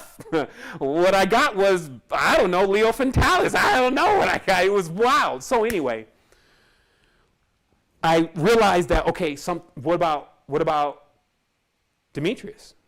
And I looked, and he was strange. And this may give us a little hint of what may happen here in a year or may not, depending upon how well we can actualize our Sovereignty 2020 over the entire world to get people expanding into realizing shift happens. He clearly wasn't himself. And the behavior I recognized from the movement was sub behavior. Okay, now when I say that I recognize, it was also because I had a wild amount of awareness. Every single thing that I looked at, I knew the answer to. So when I looked at him and I saw him in that condition, it's almost faster than you can even ask your question. What's going on wrong with him? You already have an answer. His spirit is gone out of his body. And what was inhabiting him is like what bodies really are when there's no spirit. So I guess it's just the other half. Right? So I was dealing with the other half, and he was kind of moving around. And I'm like, oh, shit. I'm going to kill this thing. And that's literally what I saw. I grabbed this barbell, and this was what was going on. I'm telling you, this stuff is very powerful and potent. This is why they're warning people, right? So I grabbed this barbell because I felt like I was in the room with Satan. All of a sudden. And this is what they call these kind of roles play out. This could be megalomania. This could be catharsism. This could be dissociative disorder, because you've now taken yourself completely out of the norm and you're trying to operate a heavy vehicle. So I had the thing, and he was there, and I had the thing like this. Now this is about, because I had to be curling. I was bigger then. I had to be curling maybe 80 pounds. So I got this thing like this, like a javelin, and I saw it. It was like a flicker. And what I saw was a gold chain that one of my friends used to wear, and it was the Archangel Michael standing over the devil with the sword, right? And it was like a freeze frame, because it was, and then what was said right then and communicated by the higher self is, see, you're going to do it again. You keep doing the same thing over and over again. Now, I had no idea what that meant. And as I kept struggling against, do I eliminate this creature or am I being told something? It started to unfold what that meant. And it was about that this lock that we're in, like what they say, Michael's sword intercepts the buckler of Satan, all that, right? This was that same traumatic thing going on over lifetimes, either being a Hashashin, taking some advice from Ben Saba and going to murk a couple crusaders, or whether I'm there, at wherever you're at, but that same good versus evil, and how that's not a mysterious way. And how the only way you will extend beyond all of this, now that you've come into this level of awareness, is if you move in mysterious ways. And right then, of course, I was like, okay, for sure, because now that I'm coming to it, I think I'd probably go to jail for this too. Start thinking now you're coming down into it now. It's like, yeah, this will be good. And right around that time, he came back. And he was like, yo, it's me, stop. And no, he didn't know. I had already got the message. But when he came back, he still wasn't exactly himself. And I'm explaining all this for a reason. Like, this probably would be one of the only times somebody accounts these kind of experiences deep by detail. But he was trying to basically get back into himself, but kind of into himself. And right then, this other part that he was, it kept trying to find the phone. It was like it was blind, but it was looking for the cell phone. The whole time, I started realizing that the whole reason why it kept moving around the room was it was looking for the cell phone, and he had found it, and he was grabbing the cell phone, and once he had got it right there, and then something came in my head, and it said, do not let him use the cell phone. And it explained in detail right around, like in real time, as me grabbing the cell phone from him as he's making the call, and me cracking the phone in half with the superhuman strength. Kundalini is fully active. And the explanation came through. It says he's trying to call you, so you can hear your own voice from your answering machine. And if that happens, this process, it won't take, and it will be dangerous. So it communicated all that at one time, maybe for somebody else in the future or the past that may experience this.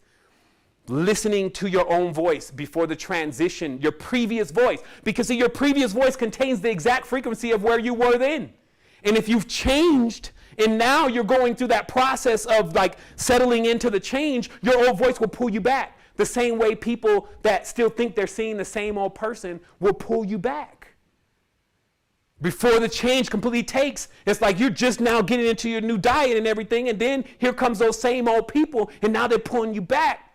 When the bread starts calling again, when the cheese, hey, right? When it starts calling, that wheat starts calling, when that crust, that crunch, that skin, when it starts calling, then they're right there harmonizing with that call. And your process hasn't took yet. So you could see why higher self ordered me out of Atlanta. After I did one major thing, and I only want this all to be on the same recording, just in case some novices, some neophytes are coming in 10 light years in the future and listening and want to observe. The final process that this put me through was, first of all, like, you need to walk. Like, everything was walking for me at that point. And I had an exotic rental car business. So imagine what it was like for people in the A to see me walking. I still have my Ferragamos, though, as I always say. They just made good walking shoes. But they would be rolling up on me like, yo, what's up? Where's the cars? And I'd be like, there's no more of that, you know, the language, and this, and this, and this. I go crazy on them. And then what would happen, though, is because we had a list. Like, it literally sat me down and it wrote a list. And this list was in chronological order to the people that I had met in Atlanta from the first time I stepped into that space that somehow were influencing why I was still there and couldn't even leave. Right now, if you told me to even tell you what was going on last Monday based on yesterday based on what my life in the A was like once that thing was in rare form, I would not be able to tell you. So to be able to write down every single person that I wrote that I met in order was divine for sure. And on top of that, I was bumping into these people randomly by just walking. So I'm walking. And I always tell the story about one in particular. So I just finished up with one. I'm actually riding down the street. One of the guys next on the list, he's right there. Boom, yo, Sevan, what's up? He just is getting out of jail. And I'm like, he's like, yo, man, I'm looking for you, man. I got this. Now I got this new thing. And then I'm like, but my consciousness is like, you see what they know you for?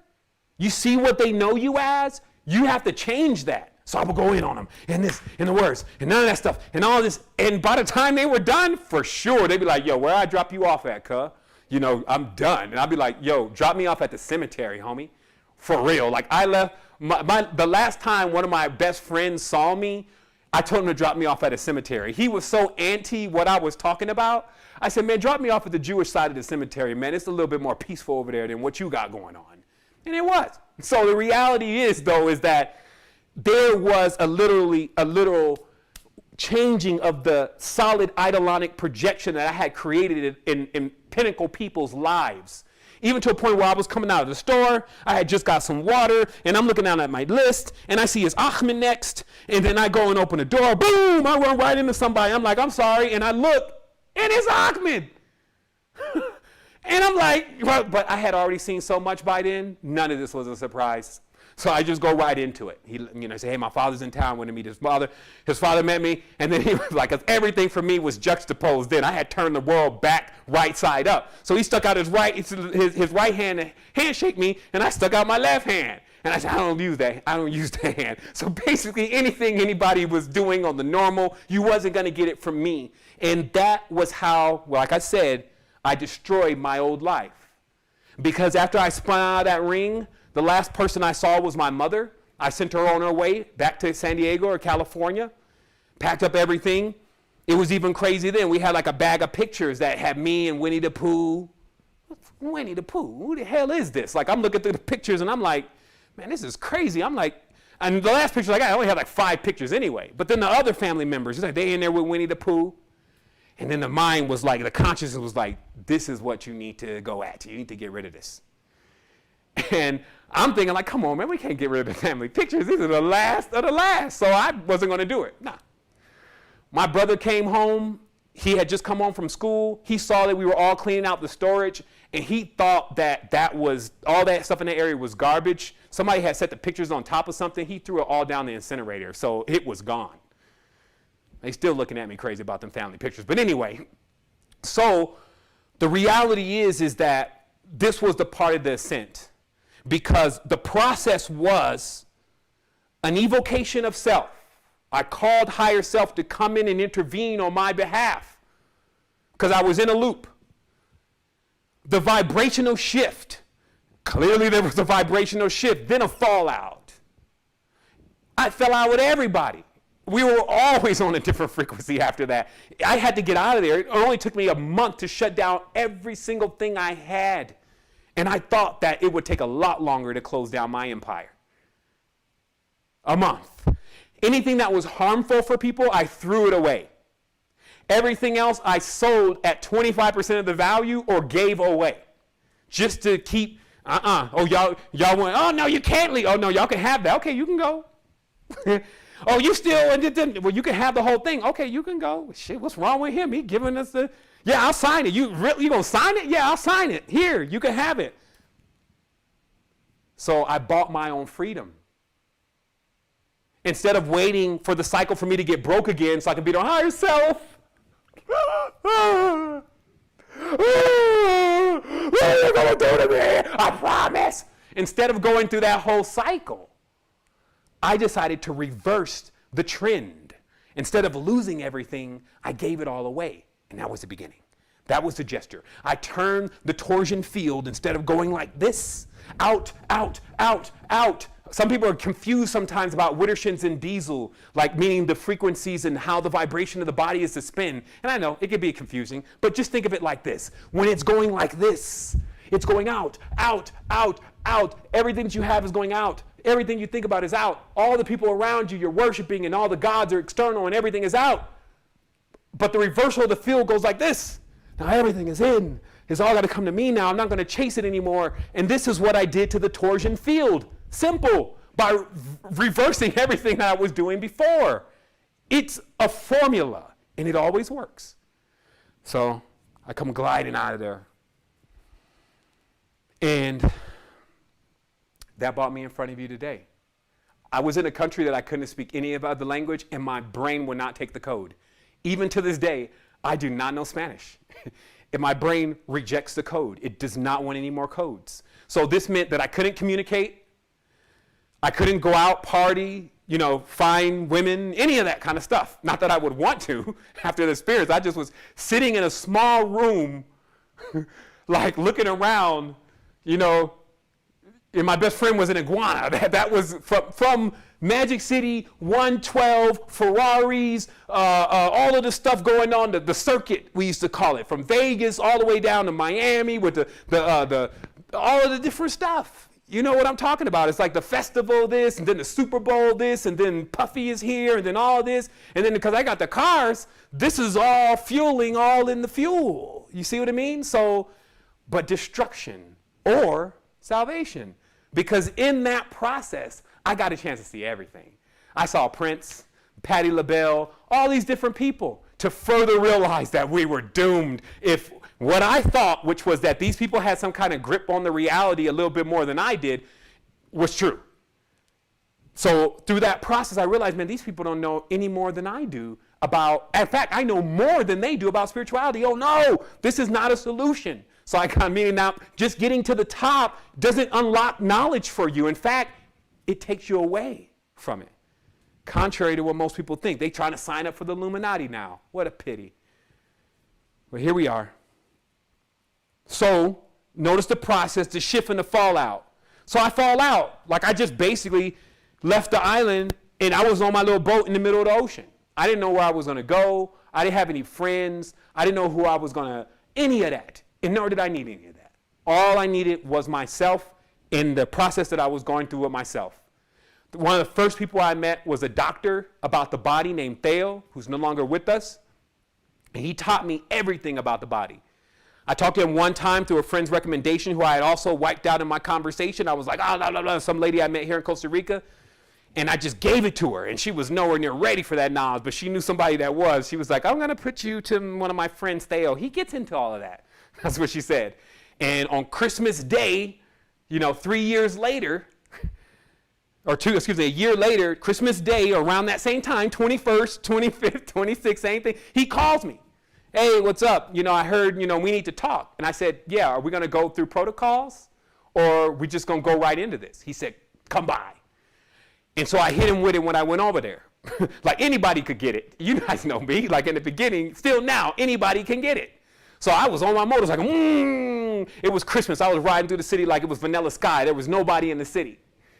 And I went over there to his house and I started giving to him. He said, man, this is brilliant, but you're filthy. What? What are you talking about? He said, man, I'm looking at your eyes. And he was like, because he said, because I'm an iridologist also. And I don't know what the iridologist, you're irritating me right now. It's like, yeah, I just gave you the jewel. You're telling me I'm dumb or filthy. And he's like, yeah, but he said, you're a vegetarian, right? And I said, yeah. But he said, but you're a junk food vegetarian. You eat croissants, huh? And I was like, yeah, He's like, you eat French fries, huh?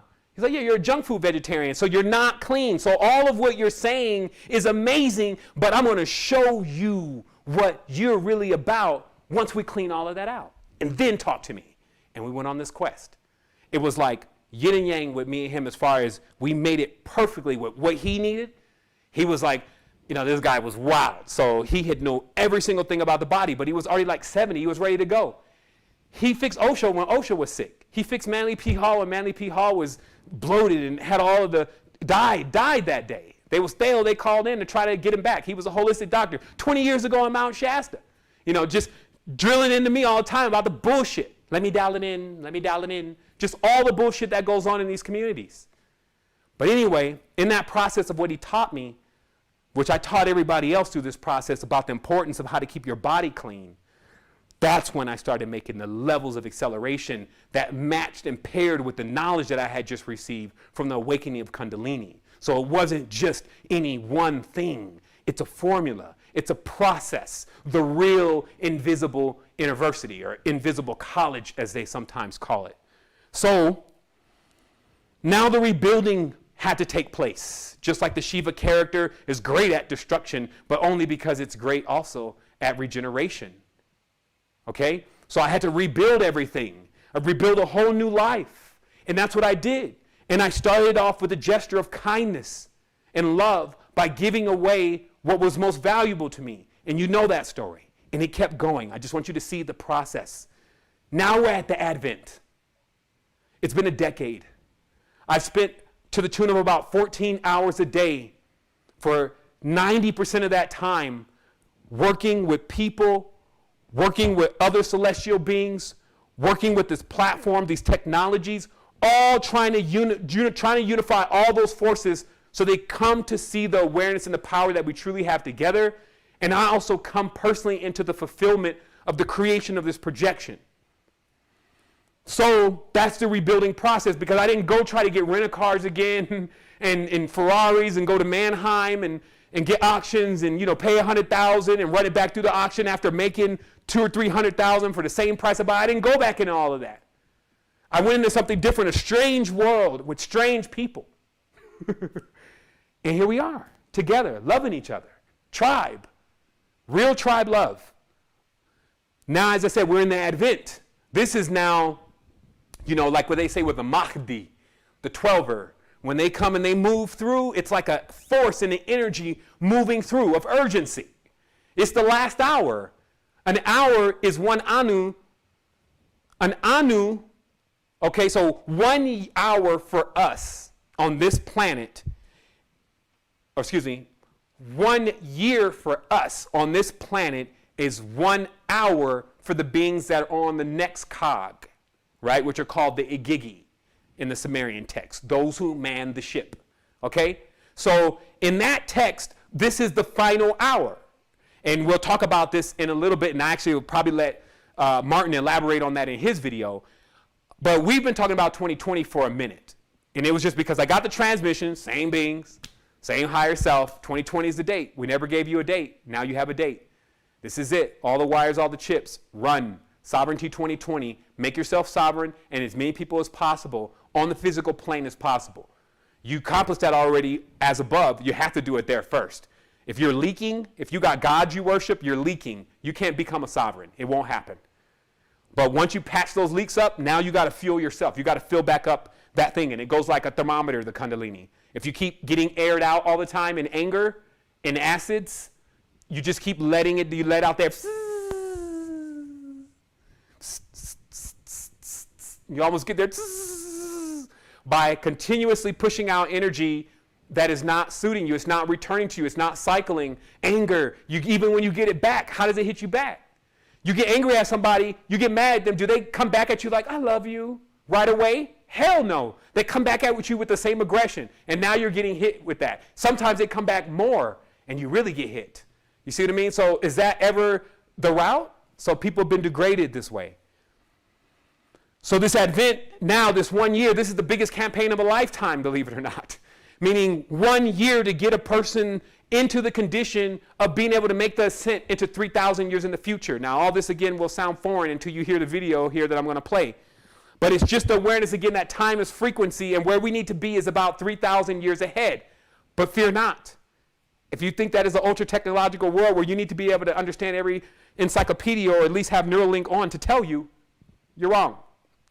Not only are you already capable of with the equipment of how to do this, it also stems around the exact awareness that the future is only unity. That's why I call it the unity code. It's not as complex. It's actually eliminating the things that made you complex, eliminating the things that divided you. So here we go. Wow. All right. Man, I only got through one paragraph of my notes. No way. Let me see what time it is. All right, we're gonna take a moment and we're gonna come forward. This is gonna be a maxi. Well, not today's per se, but yeah, this, I guess so. It's got to be delivered. So we're gonna take a quick moment and we're gonna come back. I may set the Guinness Book of World Record today because it all has to be a part of the same opus. Like this all must be delivered today. As it goes forth. So we're going to take a quick break. I'm going to drink some water, refresh myself, and I'm going to come back into this again and keep this going because this is still more. Like this is the preliminary. It's a lot of joy though. Like I feel like very joyous that we were able to actually pull apart so much of things so it's out on the table, right? So now we can start connecting these pieces, especially because you know a lot about occultism, right? You know a lot about symbolism and all of this stuff. So as we start connecting these dots, it's going to be like, oh my goodness, how did I see that? How did I not see that? And then you'll start realizing the reason why you didn't see it because it wasn't time. It has nothing, it was a frequency that you didn't see it. It wasn't like something you did, oh man, because it was all had to be timed properly. Like I said, why would you want to know the highest levels of everything in your entire existence all at one time right now? And see how you would cope with that, right? So that's what's up. Let's take it forward here in just a moment. Let's see, what do we got on hold music? We got virtually nothing. So I'm just going to put that starting music on. Let's let it breathe for about 10 minutes, and then we're going in again. All right, so now we need to revisit something that is quite interesting for me, especially since, today is just a disclosure day. And that's amazing. So I love to have these moments because they're like candid conversations, especially because, let's say they have these expectations of you sometimes. Like, if you're leading people know who you are, then there's like this way with just this group of people, especially in the conscious community, where everybody's supposed to be nice to each other. And even when somebody's doing something super off, nobody's supposed to say anything. And everybody knows that I don't really play by those same rules. I just kind of remove myself from the space and stay in my lane. But generally, if my lane starts brushing against other lanes, I'll say something. And one of those lanes has been dun dun dun dun dun dun dun dun dun. You all know it, flat earth, and me and the flat earth community. and how we've had this love-hate relationship over a certain period of time for a variety of reasons. Now, everybody in that community should be aware and does know that when many of the papers that were leaked from intelligence agencies that have been made available or even declassified to be available legally, there has been a lot of implications of the psi operations that have gone on to confuse things more and divide things more, even within the conscious community. Okay, so the conscious community is also being exposed to a real Operation COINTELPRO kind of situation where different personalities, based on their own uniqueness, sometimes urge their followers to not agree with or even be found around or on the site of other people who don't believe the same thing completely. And this has happened in so many different sessions in the conscious community, but it also goes on in the religious structure. So it's the same thing, divide and conquer.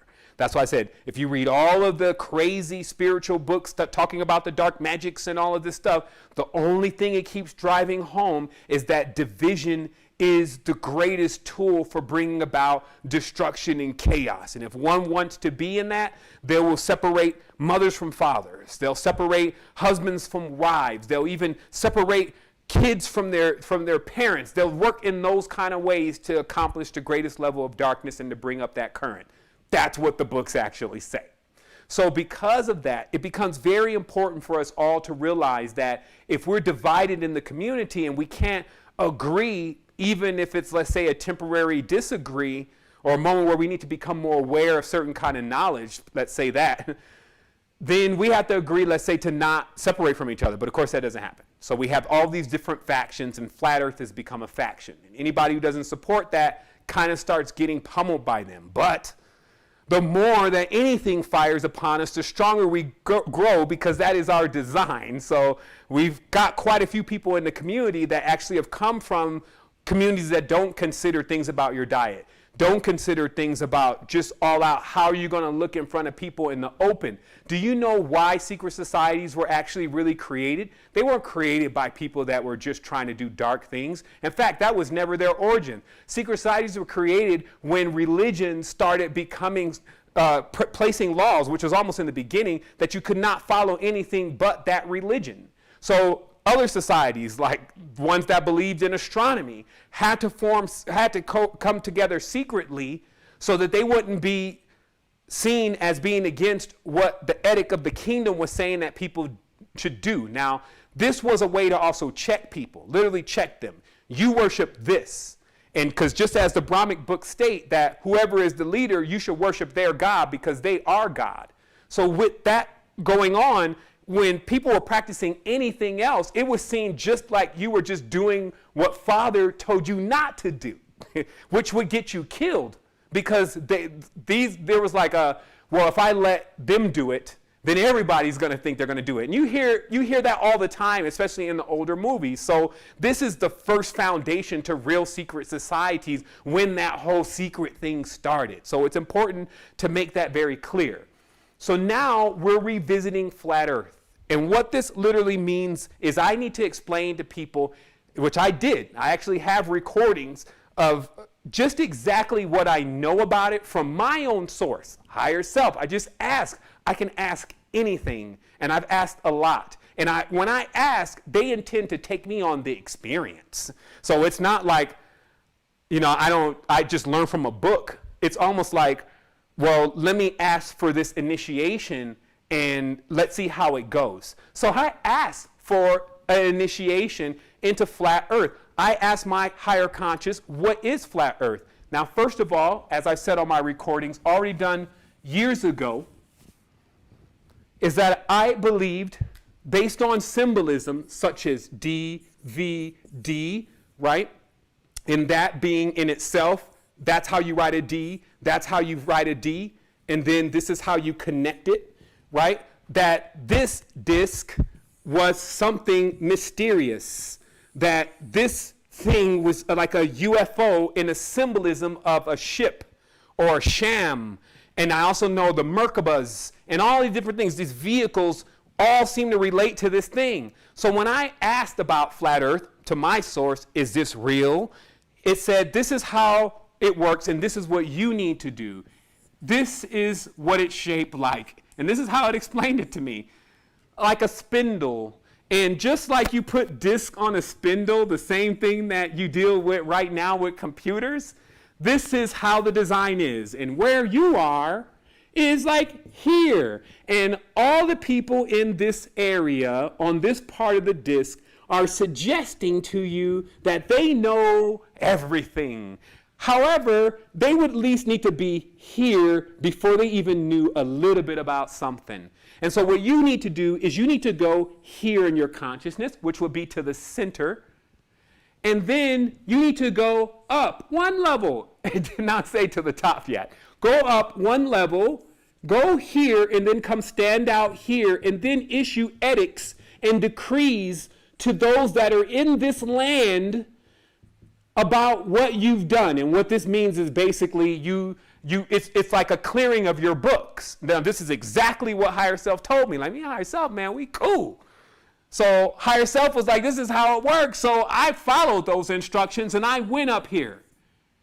Now, since it's disclosure day, I will tell you that nobody, I believe, well, I won't say nobody, you never say nobody, but I will say 80% of flat earthers will never put their ass on the line as much as I put my ass on the line about flat earth.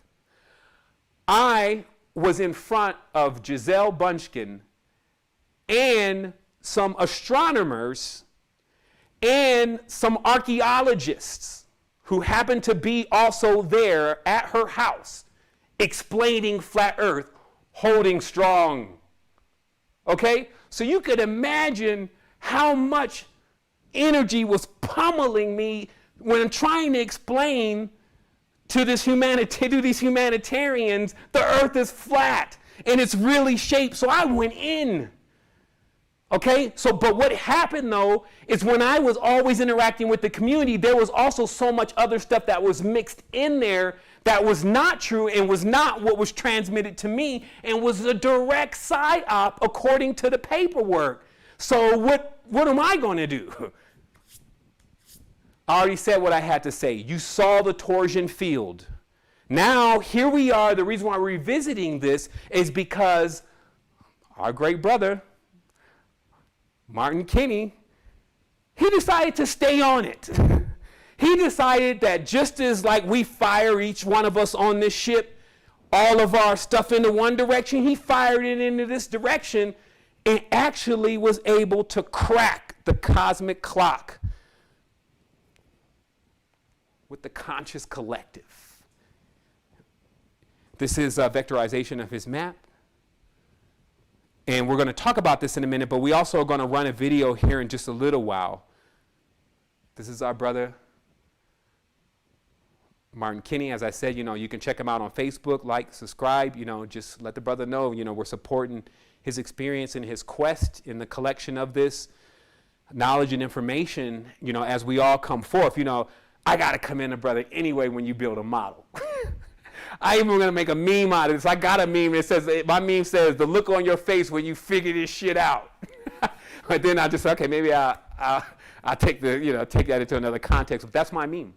Because the brother was able to put together the model completely to show this experience, but also crack into other things like, as we're saying, the people out here, kind of like what history is said about their involvement and what goes on in here. So the whole story, right, which connects dots for you, because when you start realizing things are not as far away as you think, you start realizing who you've been talking to when you say higher self. And where is that actual higher self? You get this triangulation of how species connect with human beings, how we exhibit traits that do come from animal kingdoms, right? Is it wrong to think that the Lemurians weren't possibly lemur and simian? Is it wrong to see the caste system still affecting the real monkey tribes today? in the wild that still affects the people that are also connected with them genetically? Is it wrong? Or is it time for a whole nother level of knowledge? Of course it's time for another level of knowledge, the end of knowledge, which is wisdom. So now we get to the wisdom, and we have this year stretched out in front of us because, like I said, today wasn't a day to exhaust, let's say, any of the topics that we're bringing forth. Just know we're ready, and we have many with us, and the power in which we need to amass to accomplish the quantum change in this world is amassing fast and accumulating. Let's put it that way. So here we go. So the next thing is that now that's what we can say is the spindle theory, okay? Because now there's variations of now how we understand the vehicle. So since we understand that this Solomon temple, this great builder's work, this tower that keeps being mentioned is none other than the human body, which everybody knows here, we know that there's different ways and different aspects of understanding the knowledge that it reveals to us, this Kabbalah, that you could only learn by listening to yourself. Or resuscitation, okay? Meaning it needs to be delivered to you from yourself to yourself or someone who knows it. So now what we generally see here to sum this all up, in all the spindle theories and in all the different concepts is the same underlying principles. That energy functions through poles, and the poles are electromagnetic. And what creates these electromagnetic fields is the positive and negative judgments and actions of movement. And only in the gap, which is exactly inside of here, and there's multiples of these and they're quantum, does life really exist as we know it. And that is where we are. We are in the gap. And we are acolytes of the gap. We surf it. And only when you start rubbing the edges up in here do things get to where you wreck your vehicle. And so just like you wouldn't let a 2-year-old take off in your car, so too you have not been allowed access to the Merkaba, really, or the internal Merkabas, which have several different names and are explained in different ways, until now. The gates are wide open. So you have the opportunity to dissolve all of your judgments and your disconnections so you can oscillate and vibrate, right? Oscillate and vibrate to get yourself and your field picked up so you can fly. This is now really detrimental. You have to go. You're going to go at some point anyway, but right now is the best time because remember, meaning not like now, meaning now is the time to start getting yourself together to make the transition for your consciousness. Like if you always have struggled with having the, what word am I looking for? You know, just like the motivation, you know, just to even fast, you know, like, why am I doing that? I'm just going to be hungry for 7 days. Yeah, I'm going to feel better and enjoy some, but everybody's still going to be the same. People are still going to piss me off. So this removes that as your reason why you should do it. And it puts something much more grand, a great reward right in front of you. Because there's a lot that's associated with this symbolism, as you'll see in Martin's video, that has a lot to do with the Christmas tree. That as you get these counter-rotating fields, you know, and they're larger and there's larger, and each of these, this is a nest, by the way, fullerene-like boson, right? So in these nests, which is how you create monatomics even,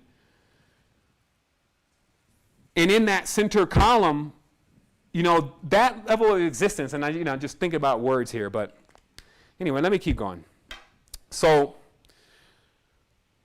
this is what we would call a torus theory. So let me finish this, first of all, before I go off. Now, each of these circular fields or circumventing fields, if you saw this from the top, it would look like a Christmas tree.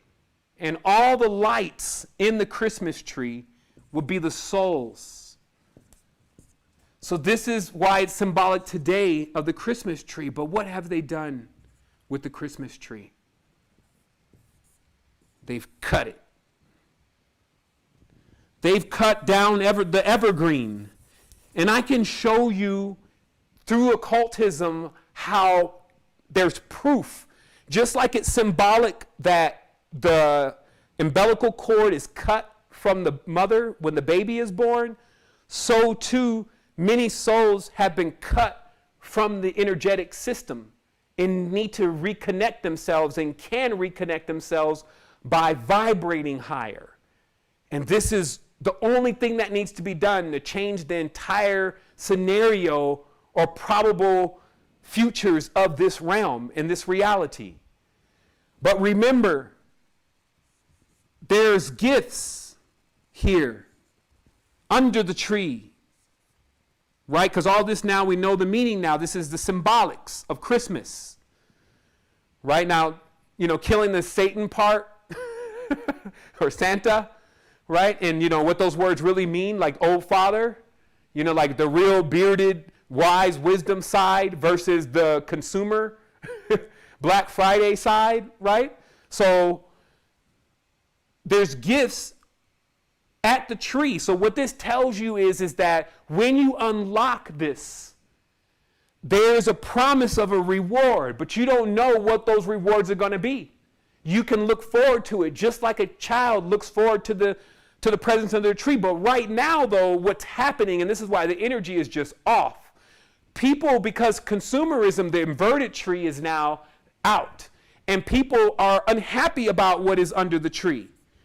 Because for them, they already know what it is. First of all, if they want anything in a consumer-based reality, they go get it. They don't wait till Christmas. So generally, you don't know what to give somebody that has every single camera and every single cell phone that ever came out. So the reality also is that this has the person looking at this box, and this is how it can turn around into something demonic.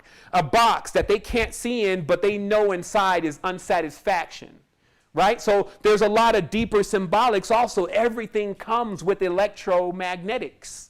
Everything comes, and you must know both of those. Because if you're just armed with the good idea, oh, Christmas, presents, you're going to be still doing the same thing when you're looking and staring down the barrel of some vinegar again, or a bag of chips.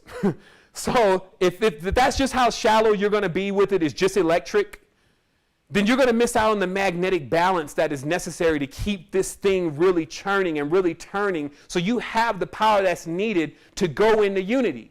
Because as you keep building up energy, your environment will change. The people around you will change. You will keep seeing then greater versions of people that you used to know. Like, I know that was Michael, but now his name is Robert. Now his name is Steve. Now his name is Cindy, but she's a woman. What's going on? Because as you're going up, the environment is really changing. You're actually in a real field with real stars. That's why I was saying, those as below stars, those are not the ones you want to be watching. The ones that are shining the light. Like, I really want to keep motivating you, full spectrum light, to turn this. Because when we turn this, we're turning the spindle. Like, this is the center column, and on the top, of course, is that the center hermaphrodite, right? Like Kenny cracked it, he was like, yo, that's Mercury. Excuse me, Martin, I want to call him Kenny because his first name is like his last name. I'm sure he gets that. But like, this is Mercury. But this is Hermes, right? The hermaphrodite. Or Aphrodite, right? An androgen, a sun moon. It's not a sun or a moon. That's not the name. A sun is a sun and moon is moon. This is a combination of the two, right? So this is the root cause also to the division, because when they split Atum, which we've talked about, now you become the death, destroyer of the worlds. You push an external craft. Explosion versus implosion. This is in the Vimana. This is the Vimana, right? Like, this is how they need to create another way to get everybody off of a planet onto another one. Okay? Like, now we're going to get serious. Literally.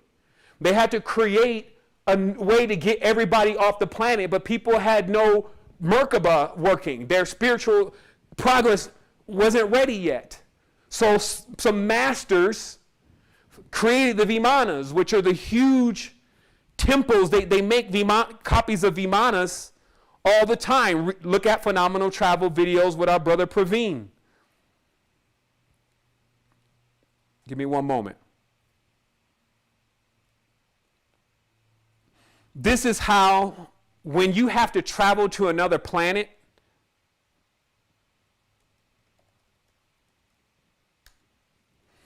and you have to do that with everybody because something is occurring that you need to move on. Because any master, you're going to know. You're going to get it in the transmission from higher self. Yo, time to move. Who's going to build the ship? Who can build the ships? So all of these temples are all mimics of the real. Let me open this up. The real ark. Okay?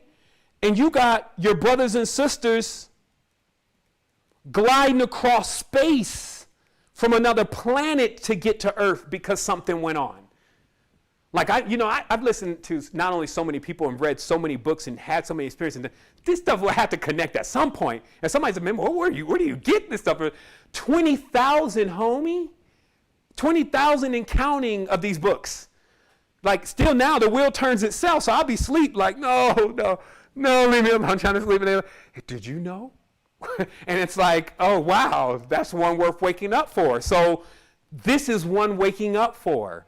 Notice how it feels right to realize this is a craft.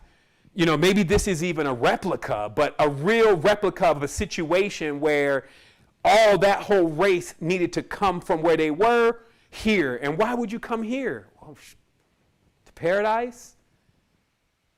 Right? Like, at some point, as you're going to see in Martin's video, Eve is whoever's in the center. That is Eden. Okay? And in that space, it's pure and pristine. So that's like already the knowledge that, hey, if we go into one like a little bit further in, it's going to be like mother's womb again in there too. It's going to be warm. They're going to have fruits. There's going to be a lot going on. And Martin says, there's even people that understands that that's what the Martian trips and things are really about. I agree, because they use the word colonize when they talk about Mars. They don't say terraforming, which is the word you use about when you're going to change the environment of a planet so it can be inhabited. Colonization means actually something specific. It means that basically a more primal being is there, and it's possible that what had been done to us is possibly about to happen to them, except for we prevent it. These are higher missions, side game, not just getting yourself together, but going for the whole shebang bang. Like you see brothers and sisters, instead of saying, well, no, I'm dipping, let's leave everybody behind. I'm glad my snake has risen and my birds are flapping. I told them. No. Like, you had brothers and sisters that were building shams and ships to, okay, Cousin Dante ain't ready, but I'll be damned if I'm going to leave him here. Let's get to this next space. So this is a part of the awareness.